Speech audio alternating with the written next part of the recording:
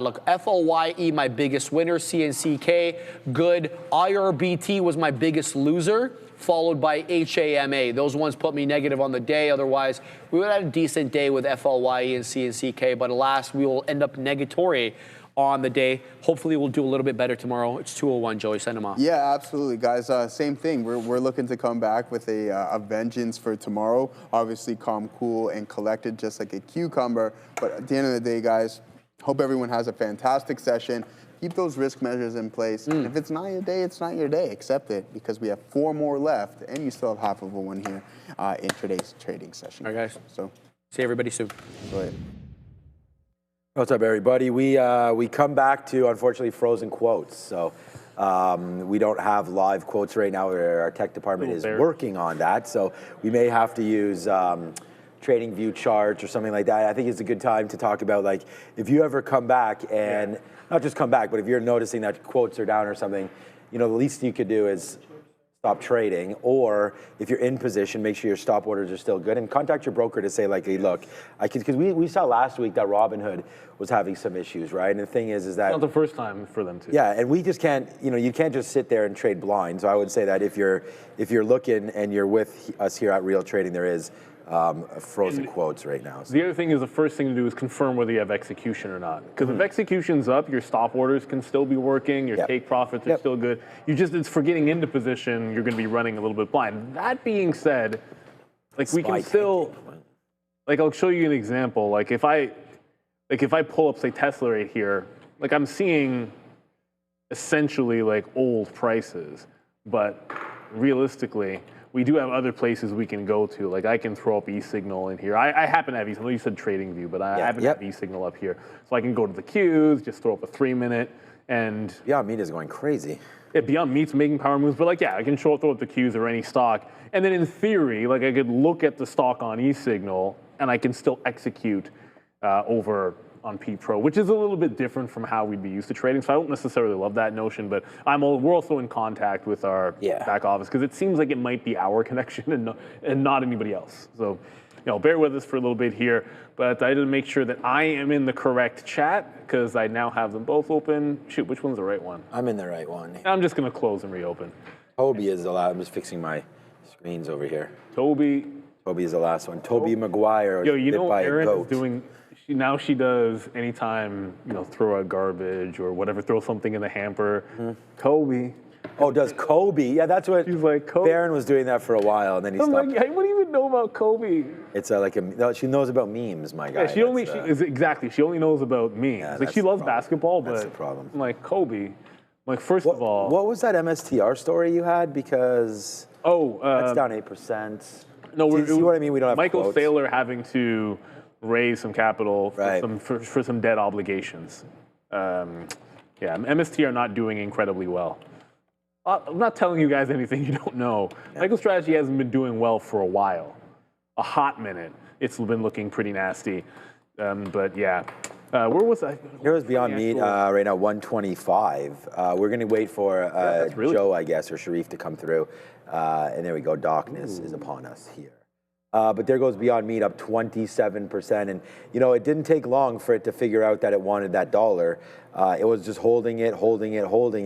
And then eventually, bang, right? Like, again, Dara's not there behind us, but there is a possible story here for Beyond Meat. So let me just have a quick little look here, because there's that hold of a dollar, and as we continue to go, we can, you know, double check if there is any sort of a story right there. Now, bullish flow and Beyond Meat shares up, so it just looks like option flow.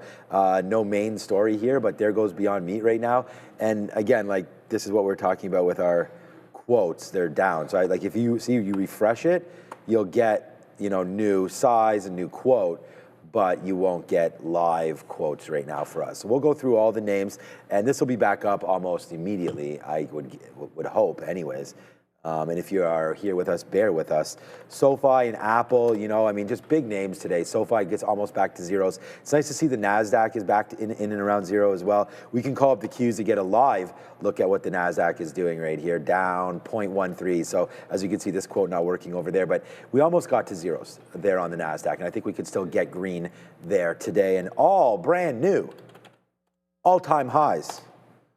Come on, Apple, click. Now I can't even click on Apple. There it is Apple. So I have Apple's highs being, I think it was 280.67 or so prior to today's move, 280.38. And as you can see right now, Apple just cruising. I don't know what happened to this name. They caught a bid couple, basically, I was gonna say like a week and a half ago or so. And since then, man, it's basically been 3 or 4, 5, 6 straight up days. And they caught a story last week with Intel. And you know, Intel and Apple potentially getting together here. Lip-Bhutan and all that, the deal maker that he is, getting inside of Apple product there with some of their chips. So Intel, Apple continuously going higher today. We both got blown out early. I'm just sort of spitballing here until our quotes come back, and I'll pass it to Neil in a second. But we were both looking to go short on AMD. That looks like 220 was the stop and go spot. But guess what? Looks like we're breaking through there right now here on AMD as that's getting higher as well. So that's now up 1.04%. And then NVDA right there is another name to watch out for today, bouncing around that 180. What about a breaker right there, 180.30 or so, high of the day for NVIDIA. Looking juicy to me, man. Holding out on this 200 period. No, there it is. I was gonna say there it is. Now we have the quotes again. So we had a little bit of a pause there. It looks like quotes were down from 150 to 207. So those won't fill in for us, but you can see it looks like pretty consistent there for NVIDIA. But hallelujah, the quotes are now back. So we want to say thank you to our team here at Real Trading to help get that back up, and everybody at Trader TV Live helping with that as well. But here we go, man. Nice upside play. And then our Micron, we left with you. We were short, and then we got stopped out there on the 238.50 break, day's high break. So that's a nice positive win for us today. And the same thing happened on the Qs, where we were short, and then stopped out. So 2 positives and 1 negative. Negative on AMD, up on Micron, up on TQs at about 2 days or so. About a day and a half worth of gains here so far. And 207 looking to get involved in a few more. But yeah, great. Now I can, feel a little bit better. Our quotes are now back, and we do feel better about things now that I can see clearly, hopefully. I still want to get long on the TQs though. Yeah, and that's sort of the thing. Like, it usually doesn't last very, very long. I would say that's actually 15, 20 minutes or whatever ended up being. That's on the longer end. But when it's in the middle of the day, I feel like by the time it gets, like, not everybody's going to report as fast. It might have actually only been us. But as I was saying, execution absolutely fine, because I know because I was in BMNR, and you can sort of see, like, I was in it short to this prior bar stop, and stop worked just fine. Now we don't have the quote to be able to show you, but it traded all the way up almost to volume-weighted average price, and then started pulling back in. BMNR, obviously, with Bitcoin and crypto not exactly having a strong day. I want to jump back. I want this to fill in a bit to see where that new high might be, and I still feel like this is going to be a continuation short, but yeah, thankfully execution's still good. We'll go through all the names in the rundown that you guys are interested in for sure, and keep those dollar signs in there. Love it, Toby, BBAI, and SMCR, Paul mentioning Palantir, but all remembering to throw in that dollar sign. And yeah, there's Palantir. Almost green. The Nasdaq did, I believe the Nasdaq went just green for a moment. I thought it did. And yeah, and I think we're just sort of rolling over a little bit now, but Palantir, pretty strong morning for them, runs into Friday's close. And maybe not a head and shoulders, but certainly looking like it's halfway to or getting close to like some kind of a head and shoulders setup for sure. And we just got a super chat in there from Yaka. Let me get my ability to show it here. Where is it? Oh, thank you very much. So I can't see this. Joe usually pulls up the options flow on Intel.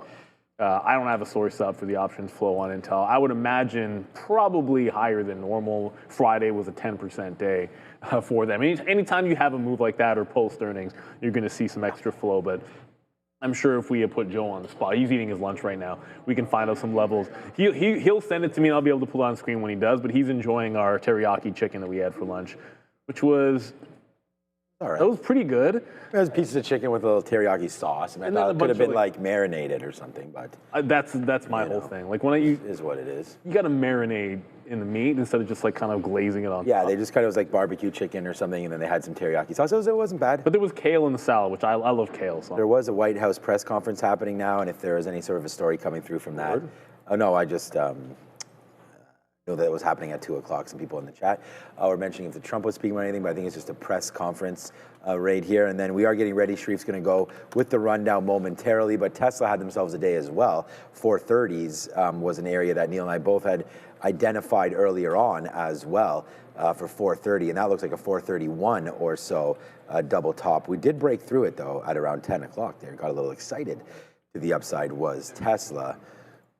I'm loving that right now. We love some Tesla. I love the car. The car is downstairs charging. Pretty impressed with that so far. Put the winters on it a couple weeks ago, and it finally snowed just a little bit. And apparently my wife was out in the morning time on Saturday with taking the daughter to hockey, and the tires worked swimmingly. Yeah, so Sharif just asked me about any range. I guess probably, yeah, probably less range. But I think that's true of like all winter tires. But honestly, Sharif, I just, you know, I drive it in on the weekends, and we take it everywhere. So into Oakville and back and blah, blah, blah. So when I leave here on Friday, I only have the small battery. So it's 420 kilometers or so in there, and then I basically will drive that throughout the weekend, and then I come back in, and today I was like at 21% or something, plug it in, and it's full again. So I just sort of rinse and repeat that every week, and it's been great. So yeah, looking to, my wife wants one, but the Model Y is a little small, so we might have to find the X or so, but I don't know. It just works out really good because we have a charger here. You know, like if I had to charge at the house, like, I don't think charging it, especially with energy costs and everything, and gas right now isn't, I mean, it's expensive, but it's not at the higher range that we've seen. So I feel like charging it, and I did the math, like if you ask ChatGPT or something, I think it's about 25% of the cost. So if you're putting 100 in gas into your car to fill it, let's just say, a recharge will give you is about 25 bucks. Okay. From like a Tesla supercharger or something like that. And the little charger that I have at my house only charges overnight about 100 kilometers or so. It's about 12 kilometers an hour it charges. Okay, let's go back over. So a good couple talk there about Tesla, and we'll get more into that, of course, as the evening goes along. And it might be number one on the... Ooh, all right, let's go. Good question, thanks, Sharif. Yeah, I'll tell you about the winter tires there. And guess where I got them from, Sharif? Where? Yes. Bang, Facebook Marketplace. You know, me and this guy have a lot alike, man. We I was like, huh? we are very thrifty, I feel like, and Facebook Marketplace, great opportunity to buy winter tires. You just hope that when you put them on, there's no like slow leaks or anything. I actually have a fun story. That's a good place to get. That's where you get workout equipment, like Oh yeah. No. I know you're into that too. Get Lego there too. Oh yeah. Lego, I guess. The only problem with Lego, I guess, would be missing pieces. But I guess if you okay, so you can always replace a piece or two. Most people that are somewhat serious, if they're selling an actual, would be they're pretty some honor there. Pretty honest about what's with it and what's not. Like, does it also have like the figures to go with it? So the little figures, yeah. Well, like a lot of times you might also want to make sure you meet and then see. I want to see it all together. I want to see all the figures. At this time of year, we put together I think it might still be up from last year. I don't think we took it down, but the National Lampoon's House. We have that Lego. That's a good one. It's maybe 1,000 pieces or so. I don't know what exactly that is. That's so legit. That's a fun one. You can also get it with lights. Maybe we should do that this year. You know what? You just gave me an idea. I want the Home Alone house now. Here, just so you guys know, this is what Ramin wants me to read at some point. But thing is, just like per usual, I have 0 spots in it. Apparently, I just go sticky note, and that's it. So I don't know why I have this big thing right here. Why I got all these lines then? Exactly, that's the thing. Like, this is the best part. I just do this, and you guys handle the social media stuff. This is great. Neil, remember your lines. It's like what Kevin O'Leary said, man. You know, he's never read anything before. He just is straight off the cuff. There you go, Neil. You ready memorizing? For that? No. Yeah, memorize it, Neil. You got some homework tonight, my guy. Nice. I never believed in memorizing. Like when I would do like a speech or like a presentation. Yeah, you just like the Cole's notes, like just little notes. Yeah, I believe form. Always like point form, and because if you know your you should know your topic. So let's talk. Okay, So I just got in my ear. SMCI went green. Yeah, I just heard something about. What happened to SMCI at the close on? Close? That's weird. The whole market ran up near the end of the day. That's what we were saying. I wasn't here in front. Yeah, that's a pretty distinct move. I wonder if there was like imbalances or anything. That might have been something special there because maybe there was a story. I don't know. Yeah. But let's go get the rundown started here as the market aims for potential green, and SMCI has already gone there apparently. Oh.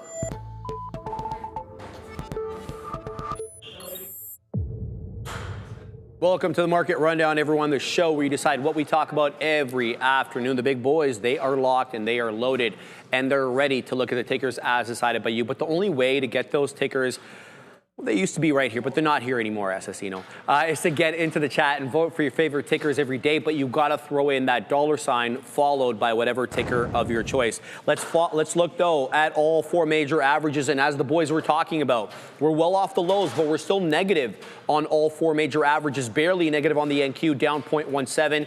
The ES faring a little bit worse, but looking to go green here, possibly down 1/4%.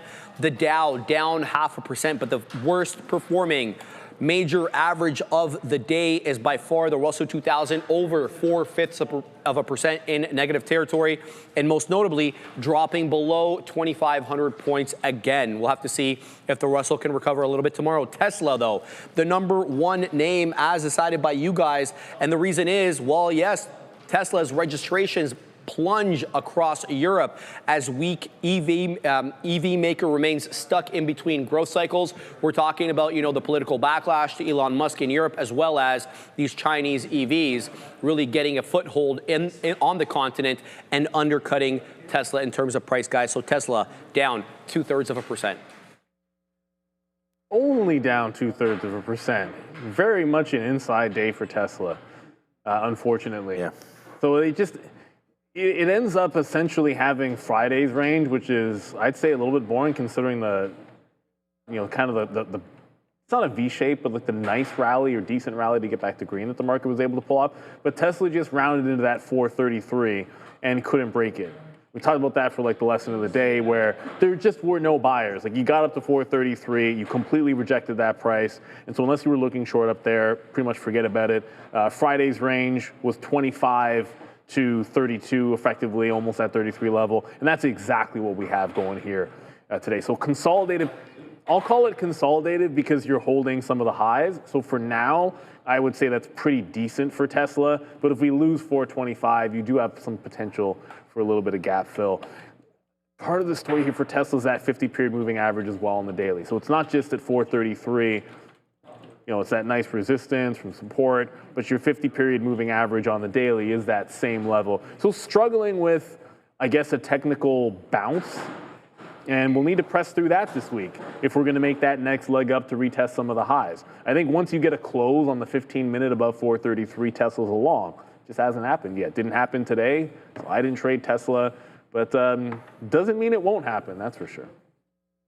No, I heard Sharif mention that, maybe a more aggressive financing rates and all that for Teslas and so on and so forth. But, that's the car business, and they're not, I don't think they're going to be affected too much. We have now December the 10th is the next interest rate cut. Looks like it's almost a certainty right there is 88% or so for that cut. So I see that just if they have aggressive interest rates for leases or financing, just probably getting ahead of that cut anyways. But yeah, 425 looks like, I would think if the market loses like we're trying to do right now, I'm trying to get long the TQs and maybe we'll get a chance to discuss that. But the market's falling back in here. And for me, it's the only trade that we could have had today was that 430 short and try to hold on to that, but it got blown out into 434 right there. So I never would have gone short the first time, but maybe the second time. So I, kind of dashed that up to probably a loss. We don't have it, but I don't mind once it gives us a base, like going short somewhere around there against 432, like that would have got blown out there. But the next time around it worked. So I think you possibly, if you'd followed some sort of a methodology here of pre-market highs or the high that it made in the first 15 minutes or so, you probably would have got blown out once, but not twice. And that would have, probably got you back to green or so anyways. But yeah, look, I like Tesla here, and I think the long is still where we said this morning, and it's not here, it's a little bit lower to the support where we had last week. I thought was in and around this 418 to 417 area. So if we get a little drip action, which it seems like we're trying to do right now in the Nasdaq, and something falls out or someone gets liquidated or there is a big sort of whoosh down, I don't mind buying this today if we can get an opportunity between 418 and 420 there for Tesla. So yeah, I think the days when you really want to trade this are the ones where there is like big headline risk, like, that vote on Elon's compensation, or, we know the story in Europe hasn't been a successful one for them as of late. So yeah, less deliveries does not surprise me there. We'll just wait for the next sort of bigger story for Tesla sort of to get back on the sticky note. The one stock that I don't know what's next, but like, I don't know what got under Apple. Like, this is a $3 trillion, if not more. I have to check out what its market cap is, 3.5, I don't know. But there goes Apple. It might even be 4. 4.15. Like, Apple just went up. Like, it's just up 10% here in about 2 weeks. But there goes Apple, man. Yeah, cracking through. And I heard Sharif clapping, so I just say congratulations to everybody, man. And it's funny because I was sitting over there having lunch with Sia because we now have a policy. We actually, if we're at our desks right now, we're going to try not to have our food and everything because if we're, yeah, you guys will get the memo soon, don't worry. And she asked me, she said, okay, so if I'm trying to invest, you know, where do I start? And she's sitting over there working on her laptop. So I said, what are you working on? She goes, MacBook. I go, okay. Right beside the MacBook was her phone. I go, that's an interesting phone. iPhone, okay. And then she had something in her ears. What's up with that? You know, earbuds or whatever they're called. So, AirPods. So I just told her, if you bought Apple at any point in history before today, you would be up. So I feel like this name continues to work out, and I don't know if it's on the list or not, but Apple running right now, and congratulations, everybody. I think this is one that a lot of us are invested in, whether you know it or not, just by being in the NQ or the ES, but Apple continues to be the apple of my eye in the portfolio. I think it's probably now my biggest holding. I only just recently bought more at 212, and I was like, maybe that was too early, but apparently not. Apple. Straight fire. Super hot fire, but you know what? We just found something out that's a little bit crazy. While digging into exchanges, stumbled across BTCC. Top 30 globally, but here's the wild part. You might have heard this before. BTCC's never been hacked. While major exchanges continue to get wrecked, BTCC stays untouched. Zero KYC. If you're in the US, Canada, and Europe, and through Trader TV, you can get a 100 USD coupon for registering. Also a 15% bonus that covers losses up to 15K US. Seriously, what are we missing here? Not much. Scan that QR code now for more information. Check the link in the description. Shout out to BTCC as we try to dive in and figure out what everyone's interested in beyond Tesla. Beyond me? Yeah. No, it's NVIDIA, guys. NVIDIA up 1.18%, really trying to claim that 180 area. In fact, the high of the day right now, 180.30. A couple of notes on NVIDIA. Morgan Stanley maintaining their overweight rating, but boosting that price target up from 235 to 250. Good look there. Separately, meaning NVIDIA took a $2 billion stake in Synopsys, the software maker there. SNPS, boys, the ticker for Synopsys. SNPS. Right. I'm just going to throw it out there that we'll talk about NVIDIA, but that you can see like behind me, I saw Beyond Meat next to Tesla. So that was a 100% perfect segue. That was a great throw. But unfortunately, Sharif should have just changed the platform and just gone to Beyond Meat. Could have just switched it up and gone to Beyond Meat after that. Okay. Wait, it is next? I mean, you really could have done us a favor there, Sharif. Oh, man. We're long right now, the TQs, by the way. Yeah, NVIDIA. Okay. Oh, goodness, chart. This might actually crashino on me. All right, we'll stay with the 3-minute because my 15-minute chart might be having some issues with NVIDIA. But you can see that I will move my mic a little bit. Hopefully it's not having too many issues. No, NVIDIA super strong right off the bat at the open. It was a fake out through the low and then a big breakout. If it holds VWAP, that's a pretty key price because it was the open range on Friday, resistance 178.5, and then the afternoon resistance 178.5. So if we hold on to this, that would be relatively bullish for a bounce. But like I like that level, right? It had significance on Friday, had significance this morning. So looking for like this afternoon a bounce on NVIDIA.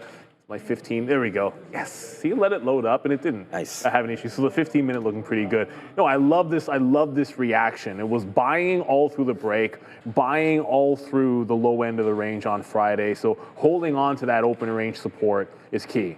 Like there it is on, I guess, well, okay, so Wednesday. I keep wanting to say Thursday, but like Wednesday and then Friday, this 178.5. So coming into the afternoon, I look for an NVIDIA bounce there. While we're talking about them, AMD is trying to break trend, but that'd be pulling back into prior day highs if it comes into the same level. So 218 on AMD, and then that $0.50 on NVIDIA looking for some dips. All right, we have a new position right now, the TQs. I wrote down earlier on this that we'd like to short around 54, but we busted through it. So right now I'm gonna try the long into what is this, this 200 period moving average right here. We're gonna try to see if now that we went above 54, if we can hold out just a little bit into 53.70. Like I want to see this area. And if we break, my stop is already set for 64, 65 break, which is this little, like I don't even want to be part of that wick. So right into here, if we break anywhere around here, around 70s, then I am gone on this. But we're going to wait, average it in. My average in is, where did I put it there? 75. So we're actually pretty close to that average in right now on the TQs. So just watch out there. New position alert. Here we'll take out, if we can get 10 cents, we'll get 10% out, and then we'll see about back up to here, somewhere 30s or so for this TQQ trade. But all right, man, on to the next right now. And I heard potentially Beyond Meat. Yeah, guys, just want to let you know that the press conference with Carolyn Levitt done now as of about a minute ago. But next ticker on the list over here, BYND. What a breakout. We brought this to you guys, I believe at $1.18, $1.20 during the midday show. Joey, it's at a $1.43 high. It's up 43% on the day. I really can't find anything of note here other than this article, which says BYND sees bullish options activity amidst modest price jump. Apparently, the company's implied volatility has surged, indicating potential price fluctuations. It also saw, when this article was written, it was only up 2.8%. Now it's up 42%. So keep your eye out, guys, on BYND. Looks like a technical breakout. No specific news. Yeah, potential squeeze, and resetting that clock to now 1 day above $1 because it'll close above $1. Last time it did this, it was 2 days. No, it didn't. It was 1 day. Okay, so last time it was only 1 day closing above $1. So today, I think it's faring a little bit better. I tried it only at 117 for a short. That's this level in here. And if you zoom out further, my head's in the way. So this chart is good, but if I do that, can we move my head out of the picture just so I can show this level in the chart without having to? All right, yeah, these guys are busy. So I'll just do this so you can see. You go all the way up to about $1.50. So $1.50, 1, 2, 3 tests over 2 days at that $1.50. That's the next level to wait for. So I'm pretty patient. Like I'll give it, and for Beyond Meat, if there's no story or whatever, I'm usually going to go and look for that short. It's worked every other time. And today we took the L on it, and I wait for 150. So 40% up. I can also show you on the daily chart. Maybe that's easier to see. That 150 level just coming right back into early November. Pretty key. So it's going to close. It should close above that $1. And again, they need to close. I think it's like, is it 10 days? Yeah, 10 days in a row or something over that $1 level. So if it starts to support that for the next couple of days, you might get a sustained rally. It wasn't able to do so before, but it also didn't go 40% the last time either. So good squeeze here for Beyond Meat. It doesn't mean I think this thing is investable, but it's done decent dead cat bounces before. Like who's to say this can't last for a day or two? The last couple, you got 2 or 3 days out of that. You got 2 or 3 days out of this big one. So maybe it's the start of something solid for a couple of days. Yeah, look, you guys in the chat, during the midday show, I see some people even in the chat right now. We're talking about a lot of people dared us to short it or whatever. Not us, but people in the chat were talking about shorting it at 125. Well, if you did that, that's a mistake. The only one thing that I was going to say, you don't want to necessarily look at the level 2 here for size because it just gets blown through. We've seen these guys do billions of shares in a day. So to think that it can't just get through 40,000 shares or anything that you're seeing here on the level 2, I think that's a mistake. But, in reality, when the volume gets going, you don't really want to stay in these names for too long. I would always use a 5-minute chart as a backfill. So right into here, 134. If that breaks, then maybe you can think about getting short on that, but you need that bottom wick to break, which would be 133. So I think a short into 133 and then using 143. So 10 cents may be worth it, and then that way, if it comes back in, the support is really not until back into here, sort of where we were previously. But the volume just came in now. So I would say let it slow down and use at least a backfill of a 5-minute candle. This last one has such a huge wick. I think it's getting to a decisive point right now. That's 143 top, 134 bottom. So, 8 or 7%, candle wicks there on the stock. I would look for a break back down below maybe 132, 133, this candle right here. But looks like, yeah, we're just, we did the back test, we didn't break it, now we're going higher. So I think you'd have to at least break 133 to get interested here in Beyond Meat. Catalyst, guys, FLYE. I mean, the pun is right there. I got to take it. Flying to the upside. At least it was 93% now, but take a look at where we're coming from. 2180 high, guys. At the high, we are up 381%. We are markedly down now into that $8 level. I should give you some information on the company. They are an electric vehicle company, but they don't make cars. They make renting and installing and selling small electric motorcycles, electric bikes, scooters, and related accessories. They have a float of 7.7 million shares, and currently they're up 95%, but well off that 2180 high, guys. Ooh, they sell scooters and scooter accessories. Not FLYE? And the company's actually called FLYE. Ooh. Which, a little on the nose with the ticker, but why not? Seems semi-dead, but at least for, oh, that's right. This was, sometimes my first glance, I just remembered that we lost some quotes. I'm like, oh, was that a halt? But no. It has halted multiple times today, so liquidity maybe not the absolute best, but for the most part, it's been pretty stable. The first big pullback this morning held 8, and it just bounced off 8. I think if it, unfortunately, like not having all that data filled in, you know what? I'm just gonna do this here. Instead of showing you an incomplete chart, I'm just gonna pull it up on eSignal so you can see the full go here. Just again, there wasn't some big missing chunk there, but there's nothing really standing between 8 and it's about 14, 15 where this consolidated before. But I'd look at this $12 level. I doubt I'd want to pay for locates in here. Like if you're going for whatever reason you like the long back off this $8 level, I think I'd look at 12 and 15 as potential targets. I'm not touching this with a 10-foot pole. Well underneath VWAP, too much of a curl back, and oftentimes, like your best bet is early, which pre-market there wasn't any volume, but at the open, when it's going hammer, maybe you get a dip into VWAP a couple of times in here. Now you're talking about $5 till it gets to the volume weighted average price. That's a little bit much for myself. So I'd stay away from FLYE. No lie with FLYE. Look, for right now, I'm just trading the TQs, and I'm actually surprised myself that I'm not short up into here. But, what are we going to do? I'm not. So, all right, here's VWAP. This is what we said we're doing, man. We're going to try to give it to VWAP down into here. We said that we thought they could hold right into there. We just doubled our position right now, so we have about 1.5 units, almost 2 units right now on this name. We're short at 91, or sorry, we're long. Wish we were short at 91s right now. So this is like a drop in the bucket. Let's just wait to see where we go from here. Obviously hoping to go a little bit higher into this level, but flat on the trade now. If you don't like it, get out, but a nice bounce there off VWAP, giving me a decent price. We could take a 20-cent hit here, like no problem. So we're not that aggressive with this position on. So right now, nice move back in for the TQs. We'll see if it can hold this VWAP. And the reason why I switched over to the long, I'm still pretty negative on the day here on what could potentially happen. But I was wondering about, here it goes, hopefully, not really. Hopefully we can get another bounce back up, get back into this area here, and then maybe empty out a little bit and see what happens and then retrace it back in. I thought, honestly, we would get a little bit more of a bounce than what we're getting now in this market. I wasn't expecting, this kind of a move right back. Like from zeros, to minus 0.4 without really even trying to go up. Yeah, this market could be in for a little bit of a downside play into the close. So let's just watch out for it. I mean, I'm long the Qs, but with a short leash.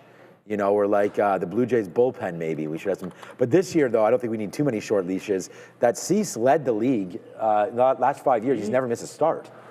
So, yeah, knock on wood. Yeah, that means he's probably going to have some Tommy John or something now. He's been one of the most dependable. Yes, that's the word. We could still use the bullpen arm. We got beat out for one of the. We need bullpen for sure. I think we're going to get the closer from the Mets. The Mets? Yeah, because is Hoffman still here? Yeah, he'll be there, but I don't know if they want him to close. Okay, here goes the TQs. I did just take a little piece off right there at 99, so.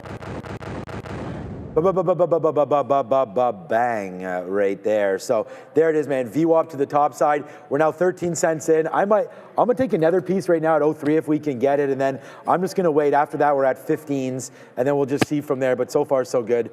So far, So good. If the next one is SoFi, then we're really onto something, Neil. But I don't think it is. Well, not today. If you peek at the visualizer, I'm thinking it might not be. Is that Webull up there? I can't see what that is. All right, let's go over to Sharif, and he will tell us officially Wagwan. It is not SoFi, Sean. It would have been nice. But Q32 Bio, QTTB. Neil brought you guys this one in the pre-market up. Well, at the highs, it was 115%. Now it's up about 85%.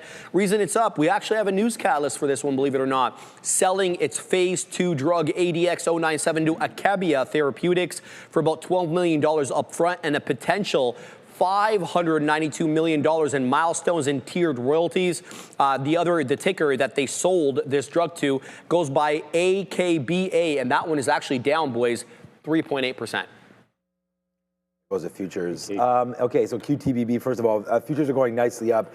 We did take out a little bit more. We still have 70% of this trade, but I was just looking at. You had the other one up, but QTBB. QTTB. Go ahead, yeah. What is we keep talking about this. You need to get this one early. We mentioned this one the first time, and thank you for saying I brought it. I didn't bring it to anybody. It was on the watch list this morning. So if you got our free watch list, this was right in there. So you could see early on, this was hugging VWAP. It was breaking out, busting VWAP. Wish I could tell you that I traded off the volume weighted average price, but I didn't. As you can so very clearly see, it is underneath the volume weighted average price. And on top of that, when I look at this, it tried to break trend and completely failed to bounce when it broke that downward trend line. So not really much of anything going well. It's underneath, it's back at $4, but underneath the morning support, and $4 is the key level on the daily. So there's that $4 multiple times. Go back to October, go back to July, go back to the beginning of the year. That's 3 separate times it's tested and failed a $4 breakout. And it looks like we might be failing $4 as we speak. Don't think we even have free locates here. Oh, we do. Oh, you can short this. Okay, so we do have free locates. Okay. So yeah, the $4 level would be the one to watch. Missing a little bit data, but if I wanted to, I could just show it on eSignal. There's nothing exciting that happened in the 15 minutes while we were down. You can kind of fill it in with your mind, and it was just sort of slowly gliding a little bit lower. So I might take a look at this if it fails. If it fails here to close above 4 in the next couple of candles, like there might be more of a retracement here. To the downside on QTTB. But yeah, another one that just seems like it's done. It's all about getting them early, everybody, these small cappers. So right here, we're getting some money late right now, so we'll spin it a little bit here because there goes the TQs cooking back there to the upside. And, to have waited for VWAP would have been something. But I told you we had 2 units, so we'll empty the clip up right now above where we first started to get in. So that was a good little trade right there. The interesting name for me is still going to always be open to around this $7 mark. So I think that might be worth a trade there, especially if it's coming in today down 7%. So, right into 7. 7 hasn't held before, so it's interesting to see if it does hold this time. I think maybe I should be a little off that 7. It was just something that we looked at a bunch of times. But, in the depths of hell that the market can sometimes get to, this has cracked that 7 pretty easily, by the way, and got into 5 and 550. So I think maybe now we have to change open door into around $6 or so as maybe a spot where you could potentially see some interested buyers come back in. A lot of stocks hit the skids there and just got a lot lower than maybe they'd even deserved to get there. We get questions always about BBAI. So, the biggest of the bear and the brigade is still strong, guys. But, we may have to just even wait for next earnings. Like, I don't know what's going to rally this thing anymore. I mean, deals, they keep getting deals. It's not that they don't have any sources of revenue, but we're going to have to wait for a bigger one or a U.S. government contract or something like that where they can sort of, get going, and we'll see if there's some reaction there. But Big Bear AI also doing quite well at 550. I think that's a buy. We said the last time it was down here because it's held the 200 so well that there probably was some buying opportunities, and it looks like it's been holding that for about a month here, the 200 and 550. So I would look over there for sure. My next out is on the futures is 15s. But you know what? I'm going to cancel the 15s. There we go. Get the 9s there. So now did we get them there? Yes, I think we got part filled there at the 09s level. So we'll see if that holds true. But just trying to scalp out. Like, I'm not convinced this is a market that wants to go up here. So good outs for us there. You know, remember we doubled our positions down there, and our average price was 91s.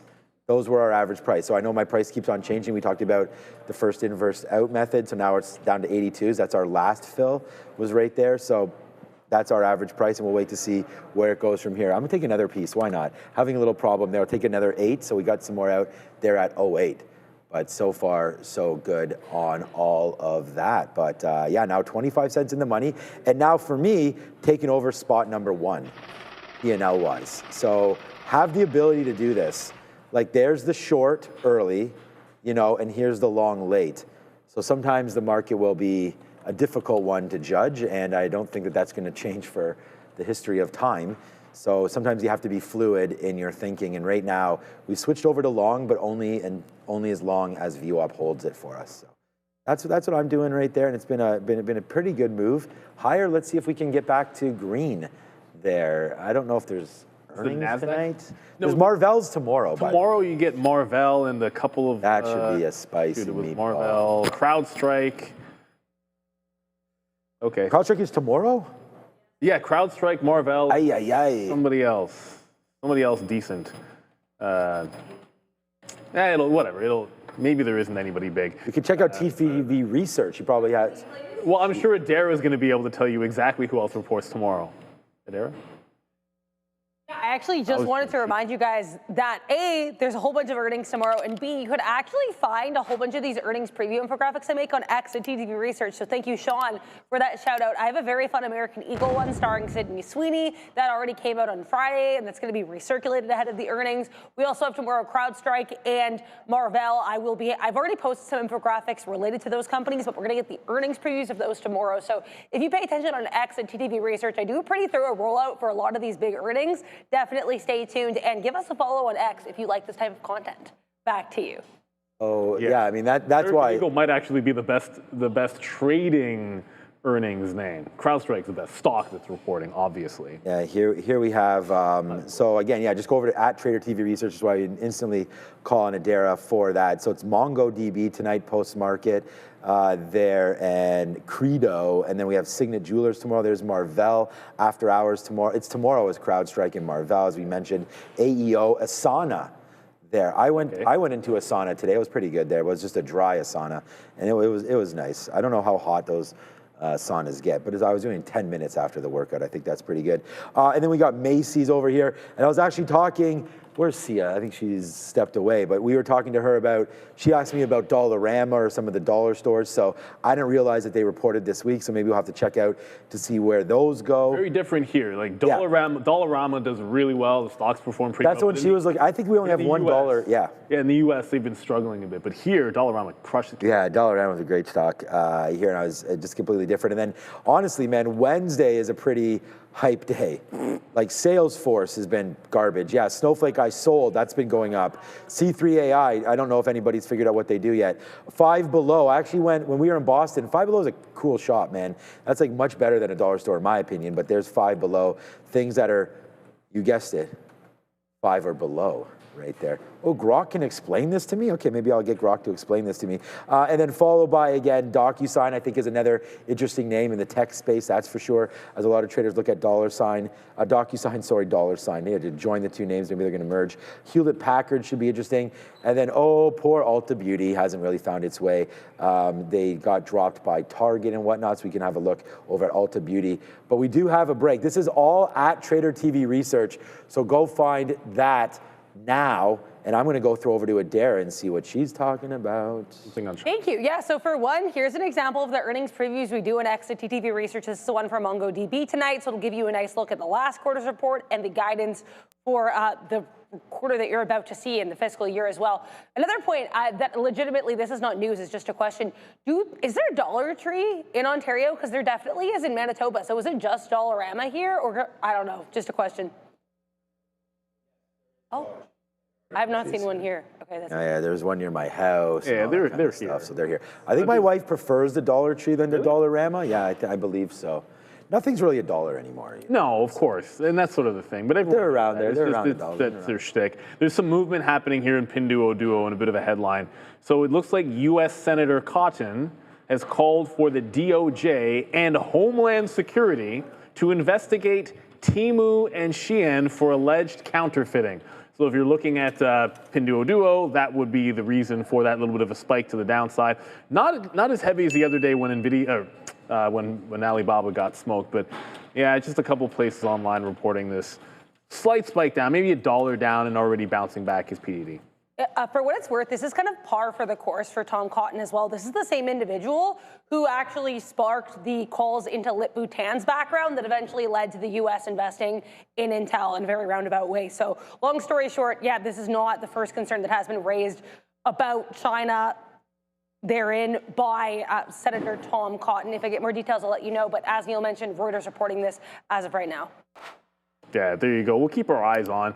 Just one thing. I am waiting for 150 to see if it busts through. This is Beyond Meat, by the way. Yeah, if it busts through the next level, I can confirm. I double checked. Like, I wouldn't just draw a trend line into air. I did go over to my e-signal chart. There were no breaches of this trend line. Like, this actual bounce is legitimate.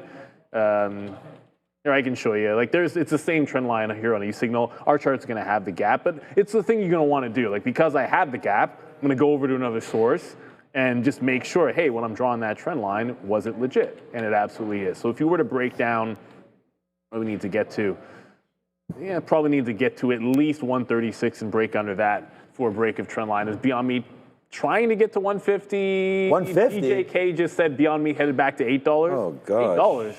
No, definitely not. $8. Why not? Why not? I mean, for your sake, I hope so. Why I'm a little not? skeptical about that. But for now, it's got a little bit of a squeeze going on. NVIDIA did not really get into that $0.50 or pretty much anywhere close to VWAP, which will be slightly off. VWAP on this chart, it won't be egregious because you weren't doing a ton of volume in the middle of the day, but it'll be a little bit off. VWAP will just be a tad higher in here as it will be upward sloping. So still a chance that we get a bounce off VWAP, but for now, NVIDIA is trying to put in a higher low. And as the futures bounce pretty much off VWAP, this is putting in a higher low. And NVIDIA, I want to be long. So I'm going to play off this 179 even. I made an effort. I was like, I'm going to get rid of some of these. I've given up all these, yeah. I don't know why, specifically for NVIDIA, there was a bunch of dark pool wicks on Friday. But nice little higher low off NVIDIA, 179. I'm going to try to play long off there as we wait for either 150 on Beyond Meat, which is 5 cents away, or a potential trend break incoming on Beyond Meat. I think it gets to 150 before breaking trend, at least the way that it's going. Like, look how strong that is. Not really showing any signs, and I don't have a trend line on this chart. I'll just go ahead and do that. But if we break that trend, it's got to lose 150. It's got to lose 135. Otherwise, you're not breaking this trend line. 150 almost seems inevitable, at least for now. Some saying it needs to break 180 on a higher time frame for Beyond Meat. Sure, we can have another higher time frame look to see. I don't see what's specific about, well, okay, I'll grant you, yeah, 180 in here, a little bit of resistance, kind of a bounce.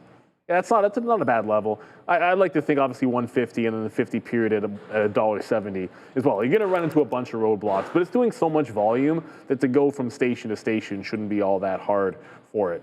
But 170 million in volume. I don't anything is going to do more volume this afternoon. Forget about notionally, not notionally, but nothing's going to do more volume than Beyond Meat this afternoon is my guess. When it wants to, it can just churn through hundreds of millions. So play the 179. I'm going to give it to the prior bar, and if it doesn't hold this, then we look for the volume weighted average price for the entry as we are looking for the NVIDIA bounce or the Beyond Meat trend break. And if there's anything else you guys are looking at, let us know. Make sure in the chat, type that $sign in. As a matter of fact, I'm going to refresh the visualizer so that we don't give a head start to all these old symbols. There you go. So now you got to type your symbols again. Can we restart that? Sorry, everybody. If you just typed in, someone just said Weeble. If you just typed in like SoFi, I don't know why that just came. Yeah, it'll drop through. Google, Weeble, what SoFi, that was me. AWK, nice what symbol. Is it? Nice symbol. AWK? This is where I'm learning more of my new symbols from. American Waterworks. Ooh. That sounds like a McDonald's. What is that, AWK? So this is the thing. I actually think water is a big beneficiary here because we talked about Marvell. Marvell's going to report tomorrow. They get the cooling and all that kind of stuff, the silicon involved with some of these chips. And, the cooling is an interesting thing here. And I was just wondering, like, with all of these plants being built and all that, where does water as a resource fit into all of this, right? I was in one water play maybe 10 or 15 years ago. I can't even remember what it was. It was eventually bought out, I believe, by Nestle. So, you know, the evilness of Nestle, of course, swapping up all the water and everything like that. So and then bottling it. And yeah, so I don't necessarily want to be like part of that, because I don't really feel too great about Nestle sometimes. But at the end of the day, I'm not like a social investor or anything like that. It's just, you know, that's a little bit of a different situation, I feel.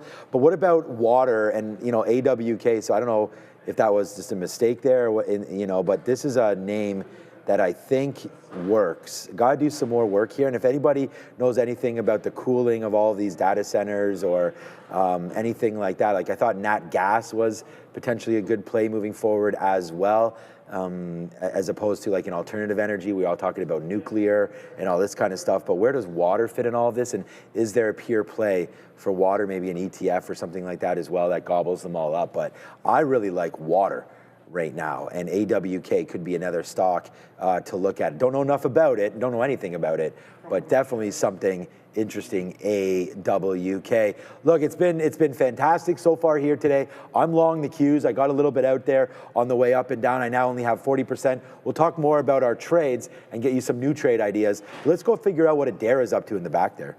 What I want to talk about is MindMed, MNMD. Marijuana Moment, reporting that a former senator has detailed his psychedelics conversations with two members of U.S. President Donald Trump's cabinet. So it sounds like a former senator is talking to some cabinet members of the current cabinet about psychedelics.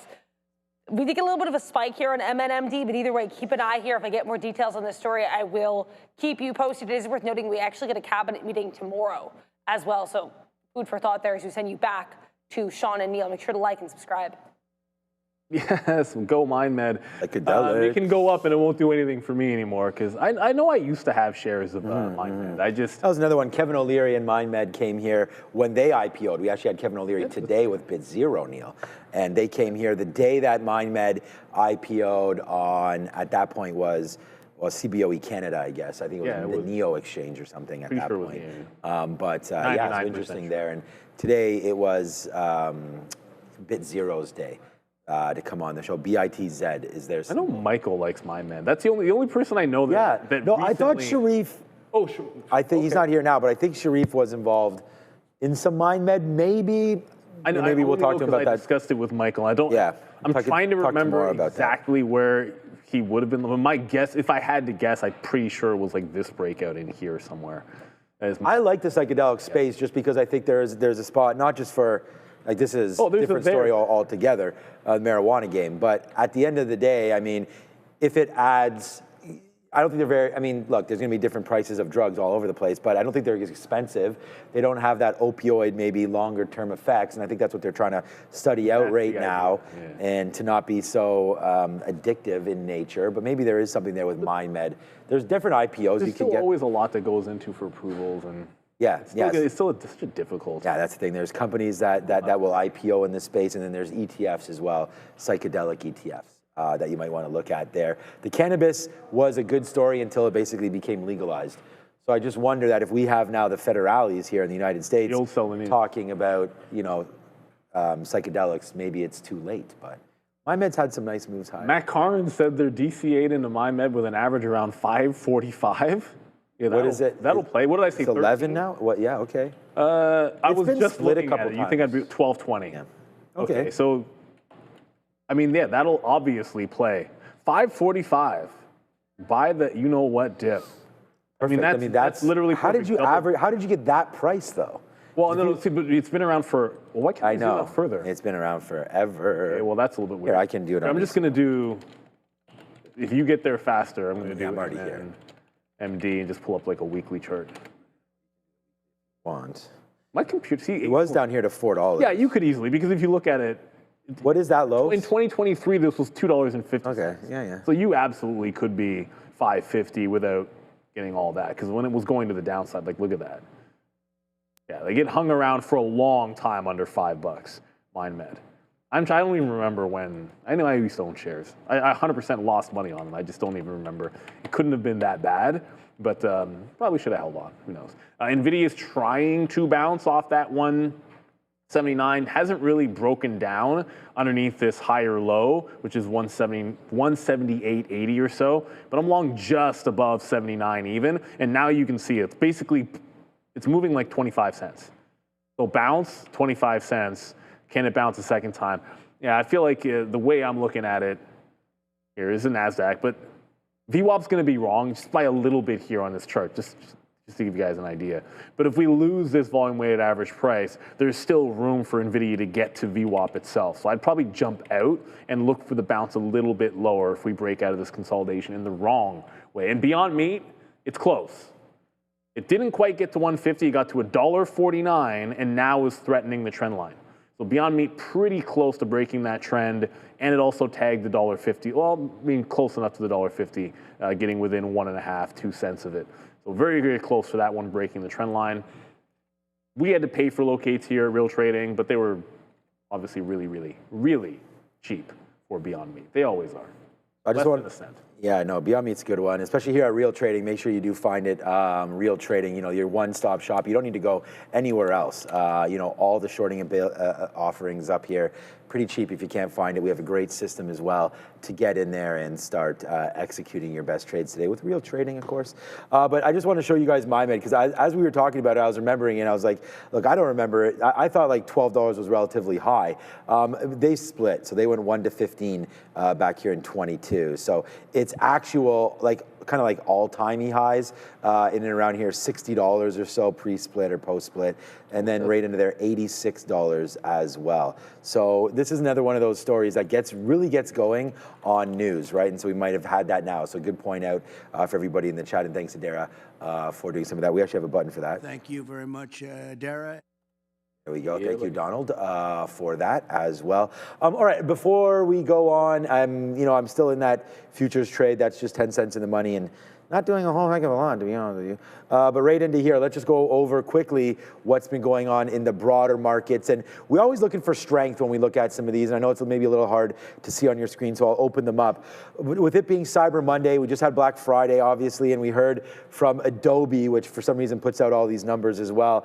And so does MasterCard and Visa. And apparently it was a decent, we talked about it earlier, overall Black Friday, where we had an increase in credit card spend and we had an increase in mall traffic and all that. So that's really good. And I think lighter weather might have happened across, the general eastern seaboard of the United States, where sometimes can snow people in. But even that might be not a good rhetoric anymore, because most things are done online, right? So Walmart taking out all-time highs today and still goes. I like Costco around $9, and that's where that is right now as well. So Costco trying to get going. Ross Stores, TJX, some of the leaders in sort of the discounted model there doing okay. Ulta Beauty coming tomorrow, and they've battled nicely back as well. Ulta Beauty looking at highs there, 560, so we'll see that number tomorrow afternoon, but the retail remains pretty hot.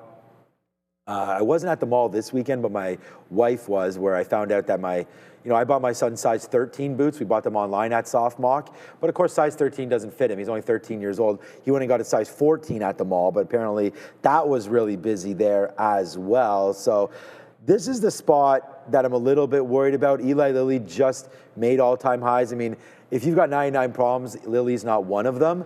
But with that wonder drug there with Wegovy and Ozempic and all that, or Wegovy, I guess, and Ozempic definitely helped Eli Lilly on a quick run to that $1,000 mark and taking out Trillion as well. The next $1 trillion club has already been made with Eli Lilly there. Recently, Thermo Fisher, AbbVie, Merck as well on the upside or downside today, but they've been doing quite well. And then in tech land, it's kind of a mix of just what chip name do you own, right? Because today it's NVIDIA, nice story, AMD going well, and then Broadcom getting hit to the downside. And I don't think it's anything that Broadcom's done. It's just Broadcom, we'll throw this heat map out of here. Broadcom had such a gorgeous run over the last week or so that I wonder if it's just correcting a bit, right? NVIDIA's already down here. So NVIDIA's broke below the 50 period. NVIDIA continues to go lower. Maybe it's Broadcom right now that is the dip buy opportunity that we're looking for in the chip space, right? So if that keeps on going one way, downside, let's buy some Broadcom. So them and Google, I figured they were the ones tied up last week in the big sort of move higher, what wasn't appreciated by the rest of the market. Today, it looks like the market is kind of punishing them a little bit. but I still want to buy both those names. So just a little bit of a look back here at what's been happening in these markets today. We didn't even look at financials, relatively flat. But this futures trade, it just had a bump up, and I'll go over to Neil in a second, and we didn't do anything about it. That just went into O's again. So I know we're not too far away from that. We're only 10 cents in the money. Let's take a piece out here. We'll take 10% out here, and we'll take another 10% out at 96. So we just take a 91 there. Now we'll wait to see if we get a 96, and then we'll let it drift up. But our out is still VWAP. You know, despite the market kind of not doing a whole heck of a lot right now, if you do not respect your levels, you will be burned. We do have the Trader TV Academy coming out soon. We want to make sure that everybody, pays attention to that. We had a video out recently about our journeys to get to where we are. We hope you all enjoyed that. That's on our YouTube page. You go find that there. Also tweeted out and Instagrammed out and all that. So go find those stories. And then soon to be the Trader TV Academy, where we hope to talk more, well, we will be talking more about the discipline and, how trading works more than like this is a guaranteed way to make money. There's so much psychological involved, and understanding your platform and things like that we market structure, market rules. Yeah, we're excited to go over some of that with you guys. Yeah, I think it'll be absolutely fantastic, and we look forward to it with the Academy for sure. And just one update would be Beyond Meat broke that trend line. I know I did it again. I didn't refill my water. I did the same thing on Wednesday. Right? It's like I always, like if it gets down to this low, I always refill my water, and then I just didn't do it. So I'm gonna have to get up. I'm trying to have 2 of these a day. This is 30 ounces. So I think you're supposed to have. Didn't we do this last week? It was 8 cups or so of water you need per day. So that's I do like 8 to 10, but if I work out, I find it's like if I work in the morning on a weekend, like I'll end up with like 10 or 11. But Beyond Meat broke that trend line. So there you go. I did draw again. We had a bit of if you're just tuning in right now, like exclusive to, I think, our office specifically. Like, I don't think anybody else in real trading. We had a quotes down for a little bit. So I double checked an e-signal. This trend line never actually broke. It actually did hold this. So at least for now, this is breaking trend. I'm looking for VWAP, but VWAP is not going to be precise here because it's missing a bit of data, right? So the volume weighted average price, obviously, if you include some volume in there, going to be off, but only by a cent or 2. So I'm looking to play this back into VWAP, but I am going to get some bids out here as well. And then just jumping back over to NVIDIA, going to wait for, it just wasn't moving. It got in the money maybe 25 pennies or so, but then just continued to slide down, and it didn't get anywhere close to that volume weighted average price. So it put in a nice higher low after this bounce, but after that, didn't do much, kind of sideways action mostly, as it gently slides back in. So I think letting it travel into what in theory is better support, like that $0.50 is going all the way back to 11.15. I didn't really give it a chance to get back into that just yet. I think someone asked about FLYE again. You mean, there's an actual, there's FLYE. So Johnny, what up, Johnny? D, what up, Johnny? I won't do the rest of the because I don't know if I can get through that with a straight face. Do you mean this FLYE? Or the one that's in play today? The one that's in play, I'm assuming you mean this one, even though you didn't say this one. That almost got into that VWAP and $14 level. So a good bounce here for FLYE, which, again, was in play today. I don't know. Yeah, you did mean FLYE. Okay, yeah, because this other one, I don't even know. What do these guys do? Who knows? But FLYE doing absolutely nothing. So FLYE making some power moves back into the volume weighted average price here, at least close enough to it. Looks like it halted and reopened, at least from what I can tell, for the umpteenth time. And the easy way, from what I can tell, I just looked at my Halt scanner, and pretty much the Halt scanner is this stock today. It's just all FLYE, a little bit of whatever BLCN is, and then AHMA, which was, that's the one with the cool name. It's Ambitions Enterprise Management. Good for them. Ambitions Enterprise Management. That's actually pretty cool, that Halt scanner that we have here. And, yeah, that's a P Pro. That's I got to get that going as well. I don't normally. Because I used to have, I still have the Nasdaq, Nasdaq page up there because that'll show you like the different codes. Yeah. But it's just easier to have the one built into our platform. Like, why not have it? We even have the Halt bands set up now. Although, like that. What's going to happen is I'm going to pull up FLYE now. Like, look how cool. You're not going to see them. Like, look how cool this is. Like, honestly, it's not, we do like to, you know, support the P8 platform here. I mean, it's the same platform that I've been on for 25 years. But this is cool. Like, you could just right-click this Halt scanner, and I don't know if you can zoom in on this. Who's over there, Andre?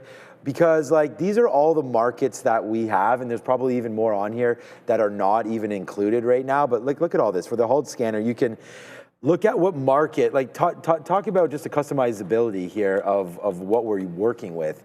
And why I think you guys should, you know, go to realtrading.com and get this all figured out. But like Abu Dhabi, Amex, Amsterdam, the ASX, Australia, Blue Ocean, Bovespa there. So like if you're trading Blue Ocean and you want to see if anything halts, click on that stock. So I was going to say here, like Canada or TSX, if you want to see if there's anything halted over in Canada, we could definitely check that out pretty easily as well. But, you know, for me here, it's very, very simple. Is anything halted over there on the OTC markets? Is there anything halted in New York? Is there anything halted here in Nasdaq? And then the last one that we cover mostly here is Amex. You just push apply and then okay, and then we'll wait to see. I guess it must not backfill, but as it starts to halt, it'll come in here. So I actually like that. I didn't even really set that up before. So I'm going to do that now. So thanks, Neil, for showing that. I'm just going to keep it up over here, save my layout now, and that way now, if you guys are asking for specific stocks, we'll be able to quickly check if said name has halted or not. And we'll go diamond hands just because it's fun, but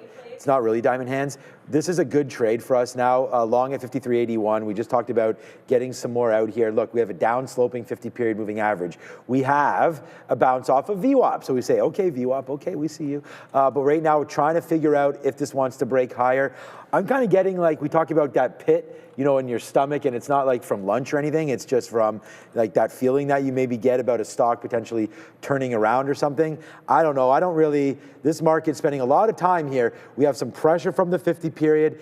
It may want to have a look at VWAP. So remember, we'll average in if it comes back into this price, but if it loses VWAP, we're out. It looks like there's too much pressure here on the market initially. So out if we break through VWAP on the NQs. So that's going to be my play. And without any further ado. By the way, volume's picking up on Bitcoin. Before we go to Adara, volume picking up here in IBIT. I actually noticed it first when looking at BMNR because I had that up. And I was like, oh, BMNR at VWAP. And then BMNR just busted through VWAP in a big way. So I looked over, I get it, obviously BMNR is ETH, but I looked over at Bitcoin because that's what I was sort of tracking. And that was breaking out the morning highs. Well, not the morning highs, but the afternoon highs, let's call it, at 48.5. So this was a zone that I was shorting in front of before. I'm like, okay, we're over it. Going to look for the long back into its volume-weighted average price. As that volume picking up in BTC, I'm going to imagine, before we go to Adara, I can also throw up ETH. I'm going to imagine, yeah, as well. It's bouncing, but not nearly as strong, but through some resistance as well. Bitcoin and ETH on a bit of a run. It's called a dead cat bounce. ETH down 9%. It's a 24-hour market, but it's been a rough day for crypto. Yep. Adara? Keep an eye on RXRX and SDGR. As far as I can tell, these two seem to be moving in tandem with an announcement from the FDA. They're expanding their AI capabilities with agentic AI deployment. RXRX is really the only one moving on this, but nice push up here for RXRX. Let's also talk about Starbucks quickly, SBUX. Wall Street Journal reporting that this company has reached a $38.9 million settlement with NYC with regards to worker protection violations. We know there have been some union-related concerns here with SBUX. There's an update with regards to that company. RXRX, as I mentioned, also popping. Back to you. Yeah, good update there. Yeah, Starbucks, interesting. You know, here goes the TQs right now. So, yeah, we're a little bullish. This is my favorite bull there. Make sure you do scan that QR, get some 3D capital in your life as well. But there goes Qs. So, you know, right up to the 50-period moving average. Hey, if it's going to work, it's going to work, and we'll be here for it. So let's do that and wait to see what winds up happening now with our position on the Nasdaq. All right, that's what we're doing here. If there's anything you guys want to talk about, let's do that now.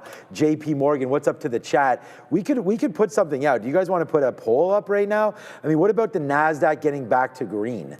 I don't, like, I think most people will vote no, but if we just come up here and you see this chart right here, the Nasdaq, if we bounce off of VWAP, I do think there is a decent opportunity. Obviously, so I've got now a quarter, exactly actually, of the TQ position we just got filled, so a quarter of that position on right there. I don't know if the Nasdaq turning green is the right thing or not, but there could be something there. I mean, Bitcoin, we could put one up for Bitcoin. Will Bitcoin close above 86,000 or so. That's fair. It's at 85.5. There today. I mean, that's not a horrible call there. If you're looking at IBIT, maybe as well. IBIT down today 6%, but had a nice move recently there. So IBIT, MSTR could be a decent play. Or we could go like, what do we think this week? I mean, you know, we do have a lot of earnings plays coming out. Should be an interesting week for earnings. And we saw Marvell. And Marvell's an interesting name because this is a name that all right, the futures are going, guys.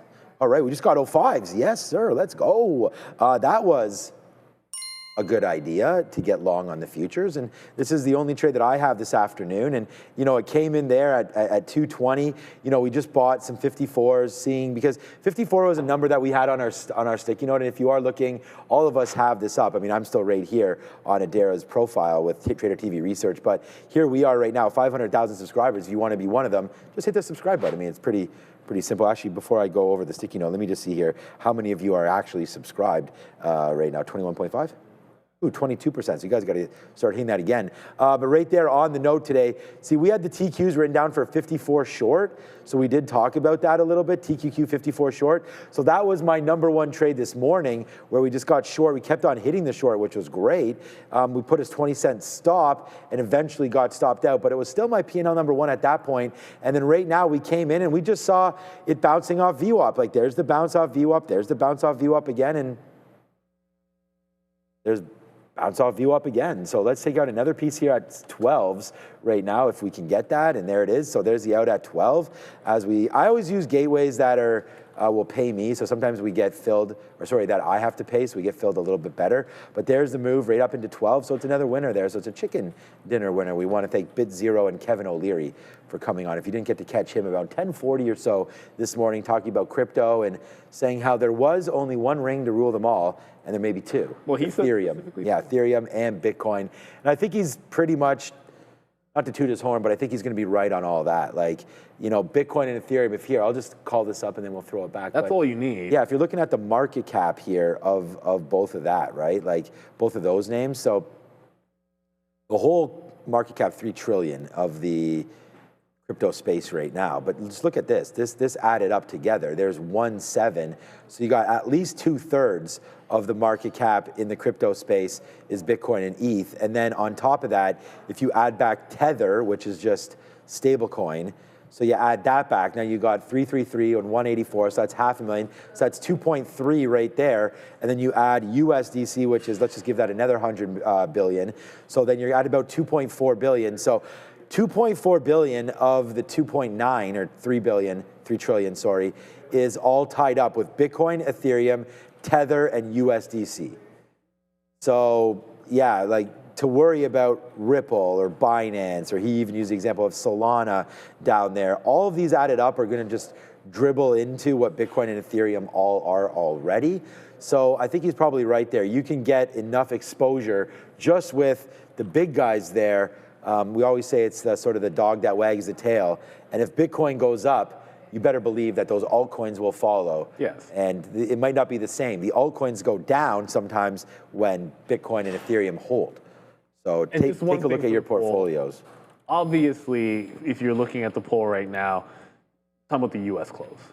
Talking about 4 o'clock. It's a 24-hour market, right? So clearly talking about 4 o'clock. Usually almost every poll we do in the afternoon is going to relate to the U.S. market close or tomorrow's open, right? You got to anchor to something.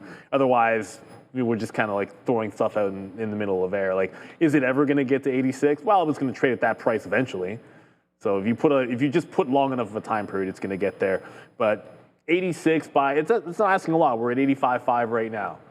So just one more push. Like, there's Bitcoin. I have it up, and ETH is, got to remember to refresh this sometimes. Yeah, we are actually at 27.6, so underneath the 28K level, which $2,800 level, which has been pretty key for ETH. But 85.5 right now in Bitcoin. Beyond Meat, like, it broke the trend line. One slight push to try to get into VWAP so far. Just looking for us to get down to $1.25. I do have a bid underneath, just in case it absolutely flushes down there. And Hangry Wife, we are trying to fix my mic. I know my mic is having a few issues. I think it's like some static electricity stuff. So my bad. You're just Baby too on is literally fire working on it right now. It's something He's on very. fire. He's on fire. Well, I'm not allowed to talk? Okay, fine. Fixing the mic right now. So, thanks. We got a super chat in the chat there. We can put it up if you want to, if you have it there, Andre, but it's super chat there. And it just says, thanks, Joe, for Apple. So I guess Apple was on Joe's mind during the midday. So we want to thank Joe for bringing that to everybody's attention. And yeah, look, part of the reason why I'm long the futures right now, which is right now bumpity bump in the night, nice trade over here on that, is, yeah, there's a lot of momentum in Apple and in names that we know. We talk about the dog that wags the tail, but we know that Apple continues to push higher. New all-time highs today. Whenever you get such a monster like this, making new all-time highs. And the story came from our watch list this morning, and it was just, I'm going to call it up again. You can find our, here, I'll actually show you guys what our watch list looks like. Make sure you do grab that there in the chat. In the description of the show on YouTube, you'll find a link to all of these stories, man. I mean, it's great. Talks about what the manufacturing numbers were this morning, what they look like, what's expected, what the prior is, what's trading higher, the earnings that are today, crypto stocks in play, NVIDIA, there it is. And then here's Apple. So today's story is not a positive one, but just they're challenging a lawsuit there, 38 billion. Something about the Indian market there, disappropriate fines. So they're challenging it, which just means more legal fees, I guess. But at the end of the day, it's New Delhi. We do know that Apple moved into India for some production. So if you are interested in that story, go find it on the watch list. And I just sort of talked a little bit about it. And it's funny because I wouldn't have thought that was going to be the case today for Apple, but nice dip down. We got our footing around 945, and then the story just takes over, I guess, and Apple is a ripper into the close for us. And here we go, man. We're almost, this is now 30 cents in the money. Remember where our stop was VWAP? So this trade is honestly, we're long at 81. My stop is 69. So we now have 11 cents worth of risk to make 26. So props up to anybody in the chat there that was able to sort of gather this as a trade. And it's been working out really well here this afternoon. Neil's just in Beyond Meat and IBIT, and I'm sitting here in the futures, and it's been really good. So I don't know, wait to look. Bitcoin, I voted no for 86,000, and it was just more the fact that I'm not, I'm getting out of this trade now in the futures. I'm not in love with where the futures are right now. I think we talked about that. I just, thinking we have a little bit of a downside push. So with IBIT being above VWAP, actually, maybe it does wind up holding. But if I think the market's coming back down, then I don't think this will get to 86. Is that the question? Is 86, right? Yeah. So I just said no, but I could have put it at the price it was at. But yeah, that for me that wouldn't have mattered. But I don't think it mattered. I still think it's lower from here on Bitcoin, but who knows? I mean, as simple as it was above the volume weighted average price and bounced over. So it's IBIT's above VWAP, I should say, because I couldn't tell you BTC's volume weighted average price because you'd have to track that 24 hours, right? So IBIT specifically, I can tell you it's above the volume weighted average price and above that 48.5 zone. So I'm long back into VWAP as we speak. Hasn't broken back out the top since it took out VWAP, at least not yet, but it certainly has a chance. FLYE, which I know some people are looking at, that just halted, sorry guys, to the downside, unfortunately. But guess where it turned? Remember that $14 level? So that 14 where it was a little bit of a bounce here for support, rejected 14 on a break, actually got to 15 even, and now halted for about the, 10th time, eyeballing it, maybe even 15 times today. Halted down. The tap is basically flat, so it's indicating a 12.51 open, unfortunately, on FLYE. Weeping leader, have we gone over MARL yet? This morning we did, and we talked a little bit about the earnings for them. They got what was the news this morning? Oh, dang it, I might have to double check, because off the top of my head, I'm trying to remember this story for MARL. Was there one about MARL today? There was the story for MARL this morning. Where was it? Yeah, it was with Microsoft. Oh, really? MARL announces Microsoft expanded use cases for MARL-powered cloud-based security, yada, yada. So MARL, not up 3% because it's a cool sounding name, but this would have been when the headline came out this morning at about 9 o'clock, and it's basically held its gains. So going into earnings tomorrow night, MARL with this what do you call a W pattern? I suppose. That's I guess that's what people call this a W pattern for a potential breakout. Looking good, Microsoft deal, that can't hurt. That's going to be good revenues for them. The good thing, what you want out of any kind of expanded partnership or a deal is you want money bags making a deal with you. You don't want it to be somebody who might not. So, are they going to pay up? Are they going to be able to keep this going? Are they going to renew? You don't have to worry about that with Microsoft. We talk about this with regard to Oracle and OpenAI, right? Like, that was everybody's concern. But if you've got one of the big boys behind you, that can be a powerful thing. And it just reminded me, I did not look at Lumen this week. That was another one. So Marvell, like, you have to look at it as they're just an AI infrastructure play, right? Which is why I got involved with Marvell. We're long in the 70s on this name, and it's not even from that long ago on Marvell. It's always interesting to trade these names heading into earnings. That's for sure. Last time, it's a funny story on Marvell. I've been in this for a while, but you guys are always looking for some kind of plays. We had bought it right here live on the show, or not live, well, we talked about it anyways. And it was just an interesting play because it was really just into here. We had bought some early before their last earnings call. Then it got hit 19%. I was like, okay, well, that was obviously a very bad reco. And then we bought more after day 2. And since then, it's just ripped to the high side. Okay, so what Marvell does, they're like the, NVIDIA is like the brains with the GPUs and everything that'll control everything, do all the inferencing and everything like that. Marvell's more like the attachments into that, so like the nervous system. So, any sort of little optics or the silicon or anything like that, that helps make these data centers and these chips run and connect to the servers. That's what Marvell is trying to get involved with. So, or they are involved with, they have deals with Google, they have deals with Broadcom, obviously with NVIDIA as well, as they look to, benefit from all of these build outs. So I think Marvell does have a good bull case moving forward, especially if the AI story continues. But Marvell does hold, like if they guide lower, that's not going to be good for the NVIDIAs and all these chip makers of the world, because therefore they may be seeing a lesser demand for their products, the silicon, like I said, the interconnecting wires and whatnot for Marvell technologies. So just be careful with that. They do compete with Broadcom in some of this space as well. So you do have to watch out for Broadcom, which is kind of funny that Broadcom may be getting to the downside there because potentially Broadcom's also embedded with Microsoft, and maybe what Marvell snuck in there today, picked up some business from Microsoft. So I really like Marvell, and also Marvell is interconnected with what ARM does. So there's a piece, I'd have to look it up, but there's a piece of the ARM chip that Marvell produces or that needs to be, it might be the silicon that's involved with all of that. So that's why ARM and Marvell was part of SFTBY, SoftBank. So SoftBank was also interested in potentially taking a bigger stake in Marvell because of their monopoly. Well, they wanted to combine the businesses specifically. Yeah, so I kind of like the stock over there of Marvell, and I think we just, hopefully for those of you that aren't aware of it, we just maybe explained it there for you as well. So I like Marvell, and it is a position of mine. So I always like to say that because I don't want people to, like, I'm not talking up my own book. You guys are asking about the stock, and we talked about it, and that's why I make sure that everybody understands I am long this name, and I do want to sell some. And maybe tomorrow, let's see the action tomorrow, but this 95 spot, and I was looking today, I don't know if it was this name or something else, but we were up 39% on, and I think that this is a reason, it must be this, because we're long in the 60s. So, into here, I think is a great level. It goes all the way back to early September as well. So I hope, there we go.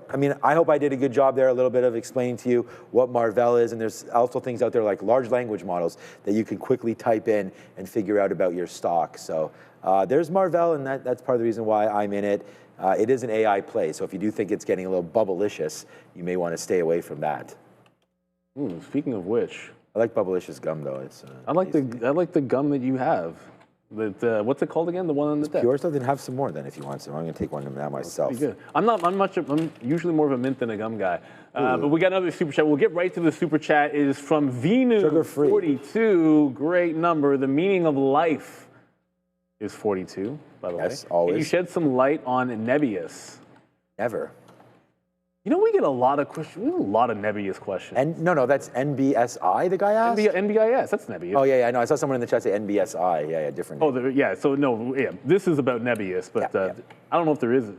Maybe there is an NIBS or whatever. But Nebius in here. Look, This one, I hesitate to say that it's broken this downtrend because it's not really much of a trend. However, if you take like a bigger picture of this and just look at the gap, so the gap fill here, which was about 76.5, it pulls right back in to attempt to gap fill and then bounced.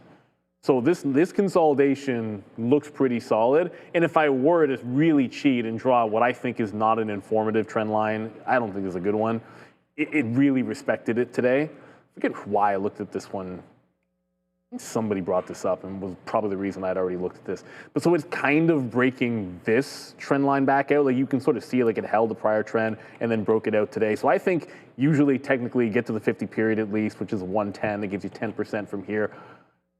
And my daily chart at some point decided to crap out on me.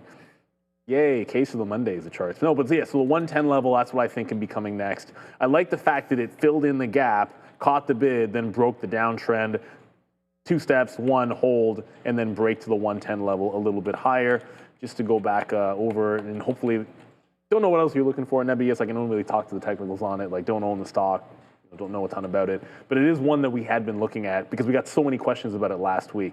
So we're about halfway to VWAP now on Beyond Meat as it's sort of slowly sliding down here. Still solid volume, but it is tapering off a little bit. So volume really good on this breakout, about like $1.20, but it's really starting to taper off. And it is almost 330, by the way.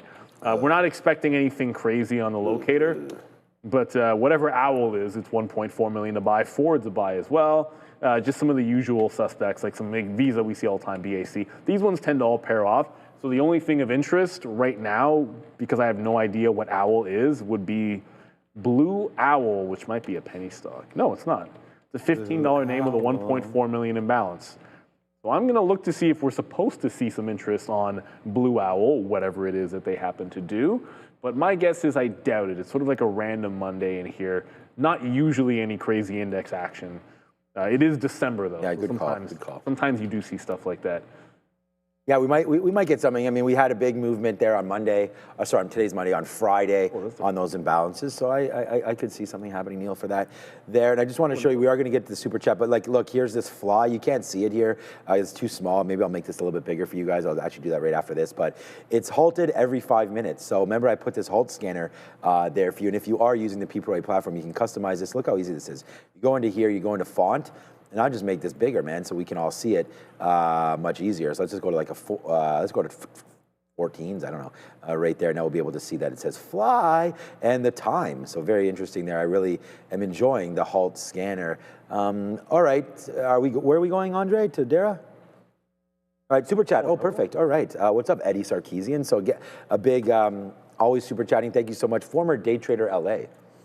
Yes. He changed his name once the Jays beat LA in the World Series, of course. Man, that still hurts. Yeah, too bad about that for the Blue Jays. Take me out to the ball game. That was a real tough loss. Today was such a great day. Then I'll just go. Awesome. I don't know. I didn't even finish the reading it. Hopefully there's not negative after this. Okay.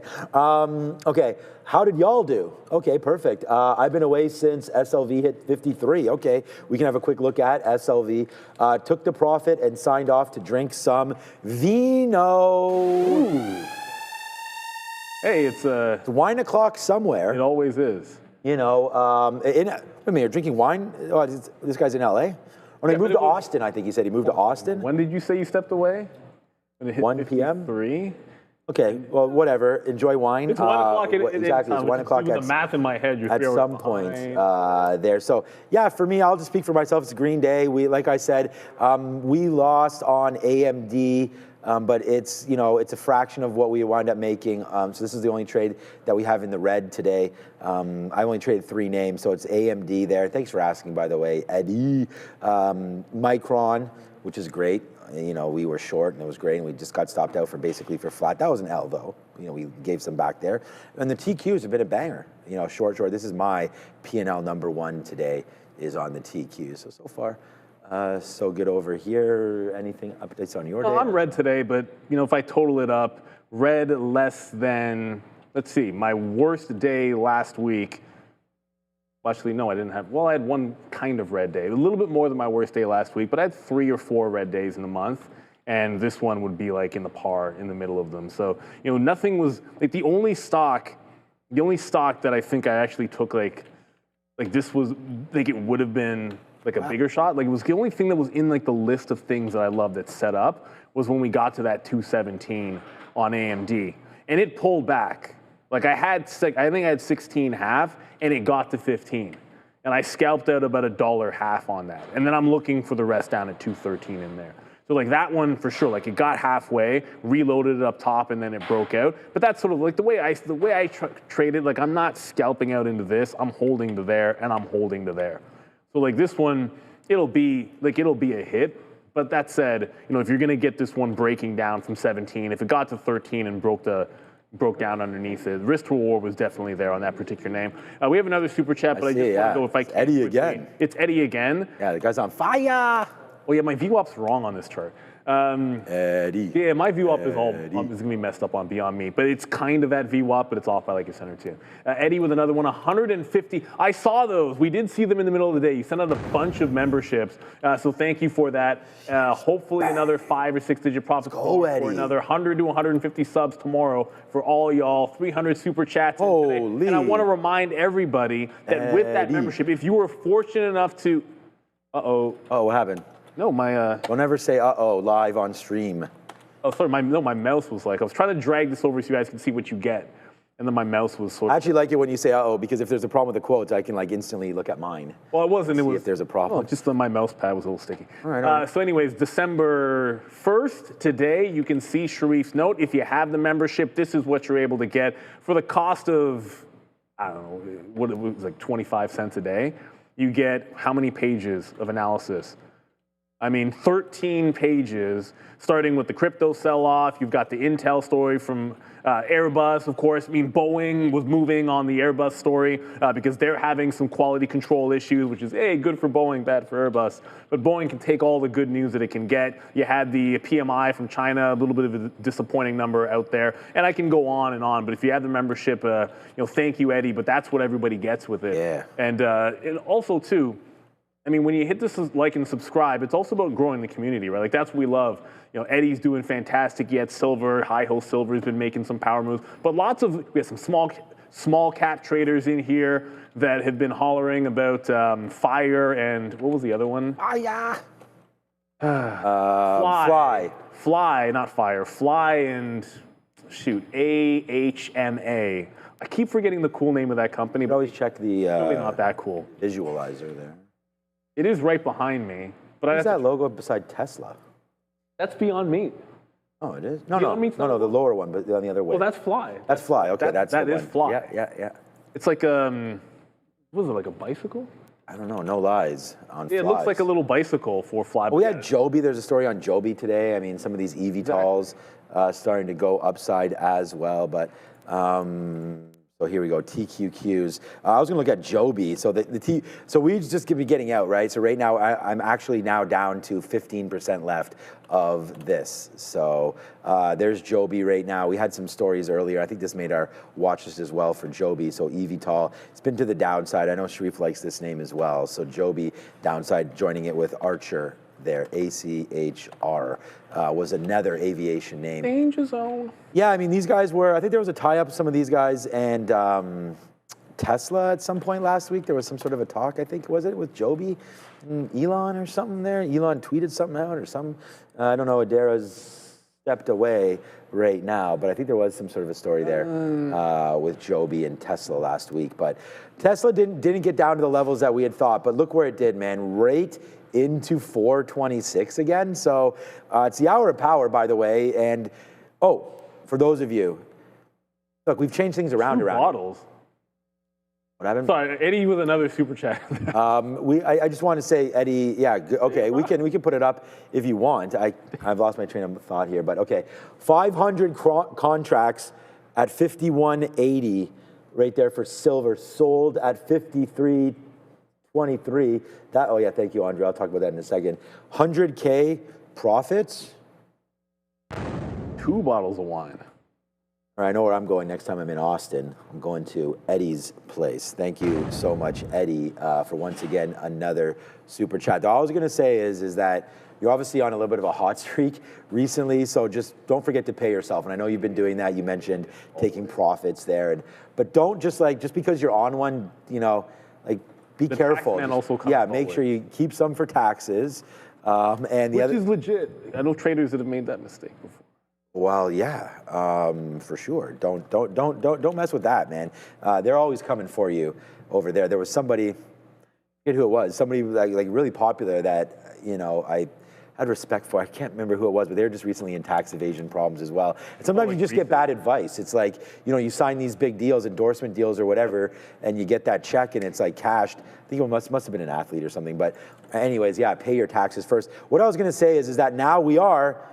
Attention, we should actually have a bumper for this, actually, because we're now live at 8 a.m. So the only thing I have is this bang thing right now. So we're live at 8 a.m. So join us every single day, live on this stream, 8 a.m. Neil, myself, Joe, Sharif, we're all here. Adair's here as well, working on the watch list, getting the news stories to you guys in the chat. So the whole TTV crew live now at 8 a.m. till 4, and then we'll have what apparently are real popular these days, watch parties for major events or anything like that, and we'll be promoting those throughout the stream, throughout the day and whatnot on socials, so you'll never miss when we are live. We should get popcorn on those days. And we got another super chat. Is this one? Oh no, it's not. It's not Eddie again. It's from Rookie. What? Throw it up. Rookie Cooker. Okay. Hope you're cooking up some profits. Do any other day traders get irritated or angry when their girlfriend family wants attention during trading hours? I'm wondering if this is normal or just me. I'm not angry. Here's the thing, like my family, I've probably told this before. Like if I look down and my phone says my mother is calling me, I would probably I would get serious stress, because she knows if the market's open, she would only ever call during market hours if it was an emergency. My wife will message me. If I get a call from my close family, something has happened, which that would freak me out, because I would probably react that way if we're on air, but during market hours. But I wouldn't get angry or anything like that. But they know, you've been doing it. I've been doing it long enough. I think at first it was never really that big of a deal, because I'm old enough that when we started, people all over their cell phones was still not a gigantic thing. So it wasn't we weren't quite when we started. We weren't quite in the age of people trying to get a hold of you, and you got to be on at all times. Right. But you have to just communicate, understand, especially the open and the close, right? You should there's certain times when you're going to be on a little bit on a different level. But yeah, you shouldn't get irritated. Sometimes people do need to get a hold of you. That's just life. I'm talking to my wife right now. I talk to her all the time on Messenger, as you said. But to your point, though, never phoning. If there's ever, sometimes it'll be like a butt dial or something like that or whatever. That would be something that... 340 already. No, it would never bother me, of course. I actually like it. I find it calming sometimes. And my wife is from this business. So we actually met right here on a trading floor. When I was manager of the Toronto floor, she was managing or working as, manager there up north. So on one of our offices back in the day, so she's well aware of all the life's struggles as a trader and whatnot. And I like to go and just relax and phone her a couple times when we're done at 11, then right when we go sort of back on air, just to get a lay of the land. I don't know. We're always doing something. Like tonight we have hockey again, and then tomorrow's volleyball. She keeps track of the calendar, so that's basketball really night tonight. Appreciate that. Oh, you got basketball tonight? I like basketball for Erin. Yeah, basketball's awesome. Yeah, volleyball is awesome. She gets into it. I found volleyball is one of the most underrated spectator sports. But I'm talking. Volleyball is the next big sport. It is so cool. It's like Olympic volleyball. That's one of my favorite things to watch during the Olympics, because the athletes are out of control. It's such a fast game, just super fast. That's what I love. That's what I love about it. The things you don't know. Volleyball, Will Chamberlain was a ridiculous volleyball player. Wow, that's a surprise. As was Vince Carter, which should not surprise. Wow, another surprise. As was insert basketball player here, maybe? Not all of them. Not all of them. No, not all of them will like to be, but I mean, how high is the net? 8 feet? Most guys will. Off the top of my head, I couldn't even. I think it's 8 feet. Most guys will have that wingspan over there. You know what's jokes? This is completely, I'm only going to say, because if I don't say it right now, I'm going to forget. Tree, which was like a star volleyball player at our university, or sorry, at our high school we went to together, Tree's a real estate agent. And like he's literally sold like 2 houses in my neighborhood. And I only know because I'm walking down, I'm like, I see the sign, and I'm like, I know this guy. And then I knew the people that were selling. I'm like, hey man, like, is this so-and-so who's selling your house? They're like, yeah. I'm like, go to our high school. I'm like, oh crap, this is our boy. I was, he was legit. I was in Brampton last week for a game, and yeah, I got stopped by somebody. I was telling you, in the Brampton Sports Complex. They're like, are you on TraderTv.live? I'm like, yeah, something like that. And it wasn't such a nice compliment, but I don't know if it was a compliment or not. He goes, oh, well, you look a lot skinnier in person. I was like, all right, I'll take it. I mean, I'll take it. We talk about these guys adding, the camera adds about 80 pounds worth of weight. So, no, but thank you for saying that, and that was always good. It's always nice to run in. And that's the thing about my wife, again. She sees me over there, because normally we're getting ready, and it was right before the game, and she saw me talking with somebody, so she kind of just like walked by and said, I'll meet you upstairs, and I gave the guy 5 minutes or so that was awesome. If you ever see any of us, please say hi. For sure. But always say, like, it's weird because it happens, like, to me, it's happened more times in Brampton than Toronto, oddly enough. But because I grew up, like, I live in the city I grew up in. So when someone stops me and they're like, hey, and they just give you that look, it's like, look, man, I think maybe I know you from, like, school. Oh, yeah.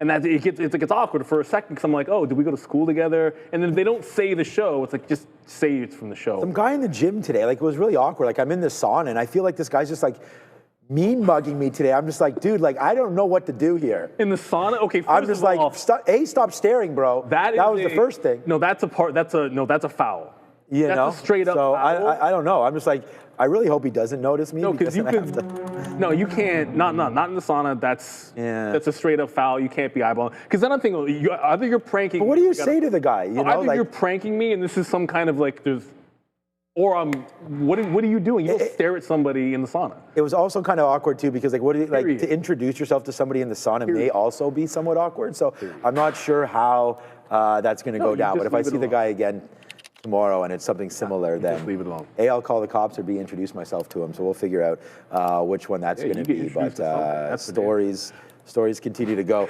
All right. Very quickly, someone said in the chat, Biami's moving up. Well, I trend in, trend out. So just remember we had VWAP as a target. Remember I said VWAP is a little bit off in this chart. So like it'll be, like it's a little bit down here. So I get 24, not at 25. So I got 24s, held on to a little bit, held on to like 15% of it for a push underneath VWAP. But then I just drew the trend line from the top. So trend line broke, I got short. Trend line breaks here. I'm just gonna jump out if this takes out the 133. So we got the move we were looking for. Like it broke trend and pulled into what was the volume weighted average price. And now if it breaks higher, I'm just gonna jump out. Only 7 minutes until the imbalances. That's what I was gonna look up, was the imbalances, Getting pretty close. Still don't actually have anything out here. It's all the same ones. It's whatever OWL is. I think I looked up the name of the company and told you guys. And then BAC, Verizon, Ford, T. Oh, BMNR. BMNR, that wasn't there before. 1 million sell side, BMNR. It's there now, wasn't a good day for crypto. So we've noticed BMNR on this sheet before, and I think it's a lot of it has to do with, like if crypto's moving around on the day, you do see some BMNR there. So I'm not going to show, I'll save everybody, I won't show it, but Neil just did there again. So funny story time telling there. Thank you guys for liking that. Instagram chief orders most US staff back to office 5 days a week in 2026. Isn't that reasonable? Is that a big deal?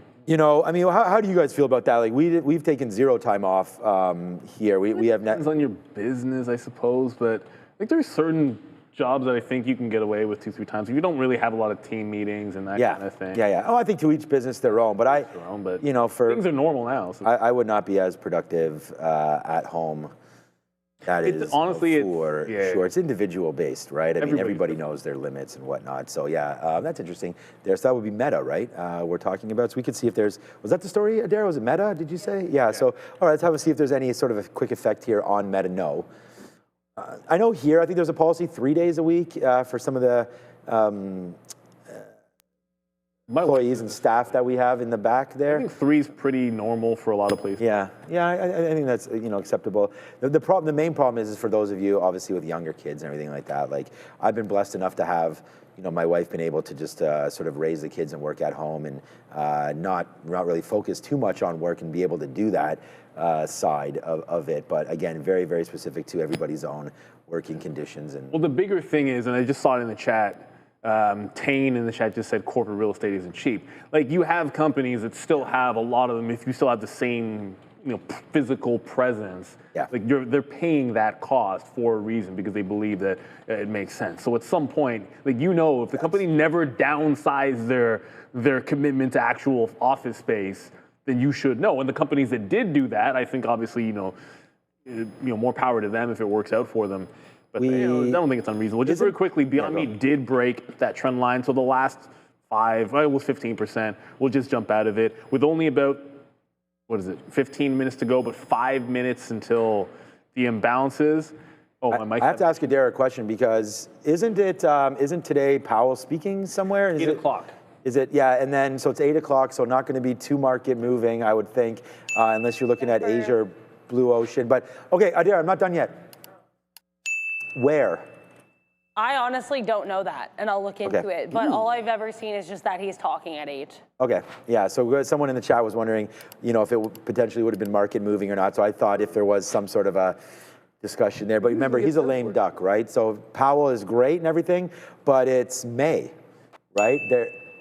So I have the event. Sorry about that. So he'll be making brief remarks and participating in a panel discussion with individuals named Michael Boskin and also Condoleezza Rice. That's a name you might know. Ooh. That'll be on George Schultz and his economic policy contributions. So they're going to speak on, it sounds like one man's economic policy contributions. That is what I'm seeing here anyway on this official event description. From this calendar. Again, it'll be talking here with some individuals about one man's economic policy contributions. I'm going to look more into this, but that is what the official Fed calendar says. There it is. Thank you. We have a button for that. It may not even be that interesting. Yeah, because Trump is very, very excited about Powell speaking. And I thought it was, didn't we hear a story this morning also there that they've basically chosen, he's chosen the new Fed chair? Yeah. In theory, we're just waiting for that. Do we have odds on that? We can check Kalshi or anything like that. And I don't think, Adara, it's officially... It's tacit. Oh, they have... Everyone thinks it's tacit. It's funny because the other Kevin that was in contention, Kevin Warsh, he was initially in the lead. Yep. Now it's tacit. There is an infographic on X at TTV Research, and I will drop it in the chat. We got some infographics on X. To say it's now 79% on Kevin Haskell. Okay. So, I mean, that's probably good odds. I mean, if they're thinking that's what it is. You just look at the jump recently. 20 cents on the dollar. This would be the 26th of November. So just... Yeah, sorry about my mic, guys. I don't know what to do. Apparently having issues. But you can see 26th of November, if you guys are hearing me okay. Big time jump. So it's a matter of getting it official. If it's an absolute lock, you can still make money on Kalshi, which is wild. If we're thinking that's an absolute lock. Just for your understanding, I haven't seen anybody in the chat say anything about the mic. They keep saying it in my ear. So well, that's Andre over there. He's got to get that figured out. So yeah, thank you for bearing with us, obviously, as we go through apparent mic issues. Yeah, and Bill's comp, it's not till next year when Powell is gone. I don't know when they announce. May, I said. May. Yeah, but we don't know when they announce. Oh. I've seen that it could be tomorrow or Wednesday. That's what some people are speculating, but we know that we were thinking around the end of this calendar year. Again, if I get more details, I'll let you know, but I was seeing some people speculate as early as tomorrow or Wednesday. Seems weird to me you'd still be at 79% at Kalshi. That's what I'm trying to say. I think it's a great bet. That is a great bet. If it could be announced this week, why is this sitting at 79? That means you can make some coin there. But then again, it's like the old betting limits. You can earn 3.5%. And I didn't realize this. Do we know that you can earn, they're now paying out for deposits at Kalshi? I mean, this is what I'm saying. That's why I asked Kevin today, and I was here for like, a second, because I'll show you what I just did. So if you stick your money there? I don't have an account. I just clicked this just to see. Oops. Oh, now it didn't go. I swear I was just looking at it. Which one was it? Whatever. Maybe I moused over it, but I was just able to see. It said like 3.5%, but I'm not going to sign up. But anyways, Kalshi giving you 79% chance. Look, with 1 minute to go, Bitcoin, IBIT did not break underneath VWAP, but it also didn't break out. So while Beyond Meat worked out Certainly IBIT's not doing much of anything. We have another super chat, last one before we get the imbalances. What do you think long term on BitZero? Well, we just learned about them today. I don't know anything other than what the guy said. Yeah, today. exactly. Like we just had the CEO on today. Like I can tell you, they just came to market and have been holding sideways. So I'd have to give like some kind of a deep dive. We literally just learned about them today. So I would never aim to give you long-term advice on something where I've just found out about the company. Do I believe in crypto? Yes. Do I like the fact that, as Kevin and CEO Mohammed was mentioning, they're heavily involved in real estate and energy, which I think is really important because that gives them at least pivots as a business, because ultimately energy is going to be in demand for a lot of reasons. NVIDIA is a buy amount of 1.8 million, just very quickly. AAPL, that's not that, 1.6 million. TLT, 1.7 million to buy. CanView is a sell of 1.5, seems to always be there. But NVIDIA is the only thing that stands out to the buy side. Plug, 1 million there. And nothing too crazy. NVIDIA is the only one I'm seeing out of the Mag 7 names. And then BMNR comes out 900,000 to sell. That's what we were expecting, so nothing big for BMNR. Yeah, so pretty, I don't know how big it'll be overall. 900 million to the sell side. So that NVIDIA imbalance doesn't really do much of anything to the overall market, which is a 900 million sell. We've done pretty good here because the TQ just goes upside. So, the winner of the day, we just take one trade there. Nice move higher. It looks like we'll be able to capture some of that. So good trading so far here on TQs, as it may end. I'm almost out already of this position. So not much to talk about here as we get flattened out over there on the TQs. Look, thanks again to everybody. Remember, WonderFi came to market, I think at $1. It got bought out for 30 cents. So I would just say, Neil was 100% right. 36. Yeah, do your due diligence there. WonderFi might have even higher than that. So I don't know, but do your own, because you have to remember that when people come on here, that's why we have them on. So listen to what they're saying and figure out if you do like the space or not. We did have Hut 8 would be another situation. I didn't want to talk about like either a competitor or something like that, but Hut 8 was mentioned by Eric Jackson as another possible play in the space for energy and power and infrastructure for crypto and whatnot, and AI. So Hut 8 is another name that it's kind of reminded me a little bit of what they were talking about, CEO Mohammed and Kevin O'Leary with BitZero. So good little look over there as we end the day. Look, thank you so much for Eddie again. He's here. I don't know if these are the same ones or if these are new ones, but thank you, Eddie, again for another 10. So that's a face slapper, Eddie. Thank you so much, and congratulations on your big trade. You mentioned silver, and I think the thing about silver is that you want to play trends, especially in not just precious metals, but basically everywhere. Oops, GLV. I want SLV right there. So caught between GLD and SLV, GLV. But silver, what a trend that's been. So good little look there. Nice break of 49.50 there, creating a move higher, and there it goes today. You get that extra extension, and the fact that you bought it today was a great move. Like you nailed that one. And then gold also starting to head to the upside. The Nasdaq will take a breather today, right? It'll be down 0.3, and anybody that voted Bitcoin looks like you'll be right there to the sell side of 86,000, but it didn't really move since we put that poll up. So anybody that basically said under, you probably won. I think it's down like 100 or 200 bucks since we put that up. But good look today for crypto. As it kind of held the level, I think that's good. Like we made the lows into the $80,000 mark over the weekend, and it looks like holding that now seems fine. We did go out around 90 on Thursday, Friday. So not a great weekend for Bitcoin, but the fact that it held out okay today makes me pretty happy. And there goes gold as well. And the one to trade is IBIT. So if you're ever looking at a daily look at crypto and you're trading an ETF, IBIT down 6% today. Oh, okay, yeah, I'll keep going, no problem. All right, so we do want to have one more look, as we do have some mic issues. Remember, we are live every single day now at 8 a.m., so double check us there. TLT, of course, the Treasury, that's not going to move too much, but as you worry about dollar strength, which has been happening, you see a little bit of Treasury move to the downside there today. Flight to safety, people obviously running today towards precious metals. TMC would be a good one. The metals company there with silver going upside, gold going upside. We do have rare earth earth as well.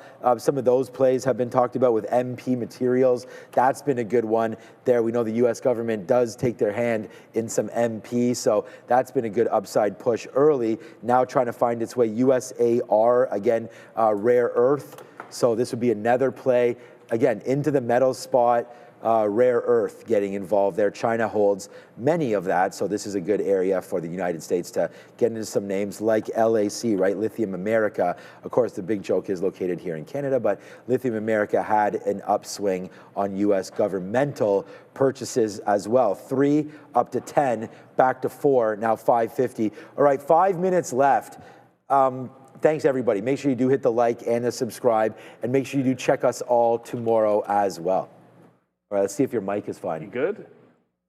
All right. Well, it better be, because we're going to be talking about Trade the Pool anyways, because they're transforming how stock traders access the markets. They've got the limited risk trading model, and traders use funded capital, while Trade the Pool is going to absorb that downside. This allows you to focus on what truly matters: discipline, consistency, and growth. And right now, Trade the Pool still on Black Friday deal. Get 15% off all evaluation accounts automatically at checkout. And when you hit that profit target, you keep 70% of the profits. No fear barriers, just real opportunity. This is the revolution of limited risk trading, and it's powered by Trade the Pool. Visit tradethepool.com or scan the QR code now to get the discount. Shout out to them.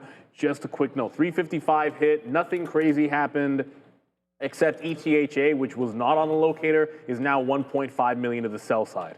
So there weren't a lot of big imbalances, but ETH was not there, and now the ETF is a sell imbalance. At the same time, I just punched out IBIT, kind of bounces a little bit off VWAP, but kind of a sideways afternoon after plunging off of these prices this morning. I guess same price area, Bitcoin, plunged pretty heavily, but catching a small bid to be above volume weighted average price right now. ETHA on that sell imbalance that I just showed you didn't really move much. So like Sean said, I think sometimes when they're really volatile, you'll see big imbalances, but it doesn't really mean there was anything actually tradable here, unfortunately. But yeah, 9% down, yuckity yuck. You know what, a lot of times I'll show you guys a Bitcoin chart, and I don't ever actually do this on Ethereum, so I'm just going to, You got to see, like, everyone harps on Bitcoin. Oh no, Bitcoin's been so terrible. Let's go to a weekly. If you look at ETH, it has been cut in half, well, almost in half, almost exactly in half. We're pretty much at 5,000. Like, remember it feels like yesterday when all our troubles seemed so far away and we were talking about this breaking out at 20. It's yesterday. And then any of those fools that told you that, you should be selling or take profits in front of 4,000, that seemed like a great idea at the time. Well, it went to 5,000 anyways. That looks really good right about now. So shout out to anyway. I sold a boat that I did not hold for 5,000, like a chump. But ETH, I think this has more room, because 2,000 is a monster level. That's a negative consolidation. You break 26, you head down to 22. That one could also, if Bitcoin gets to that 73 to 75 level, to me, ETH is down around 22 hundo, if not 2,000. So we always talk about, I always show you a Bitcoin chart because that's the one thing I care about. That's where most of my holdings are, and that's what we usually trade. But yeah, certainly that's in trouble. I just saw Webslinger mentioning Open Door just moved down. Webslinger. Not really. The web slinger, that would be Spider-Man. But 8% down today on Open Door. And it never even got to that $7 level. That's a big one, but unfortunately for Open Door, like, what's the catalyst to get it going again? That's the thing with these squeeze plays. Like, is it going to be the next, like, I don't personally think it's going to be the next, I don't know, people always consider it the next Carvana. I think that's kind of a stretch anyways, but I just don't see what the next available catalyst is going to be. We now know we're getting the rate cut in December, and the rally we got couldn't break through $8 in the 50 period. So you got a nice rally when the rate odds went up again.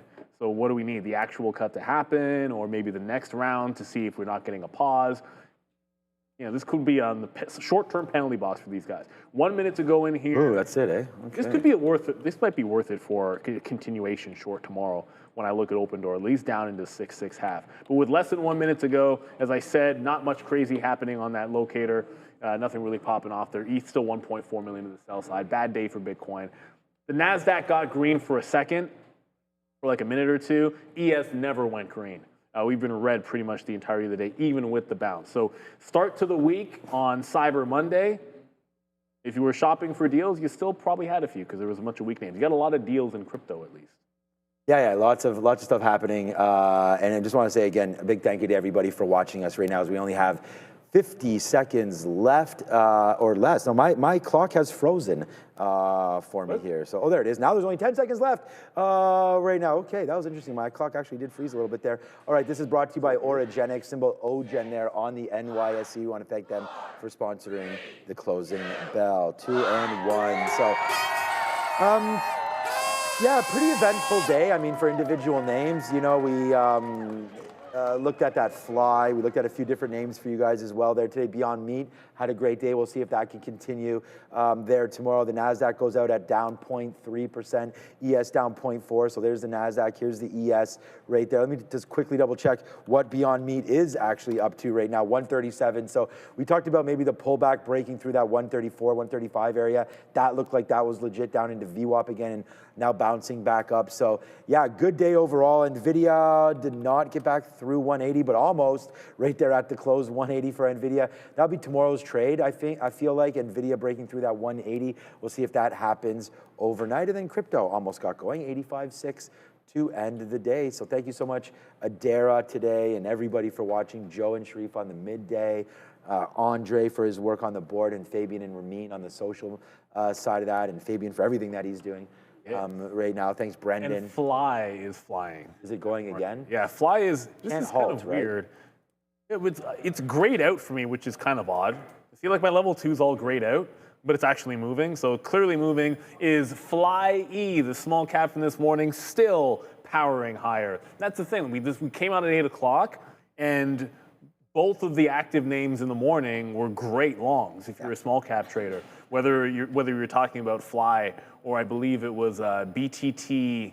QTT. Or QTTB. Yeah, QTTB. So both those. And we'll be back at 8 o'clock. It's new. It's fantastic. And when we do have big earnings, we will do the aftermarket show as well. All right, good trading today.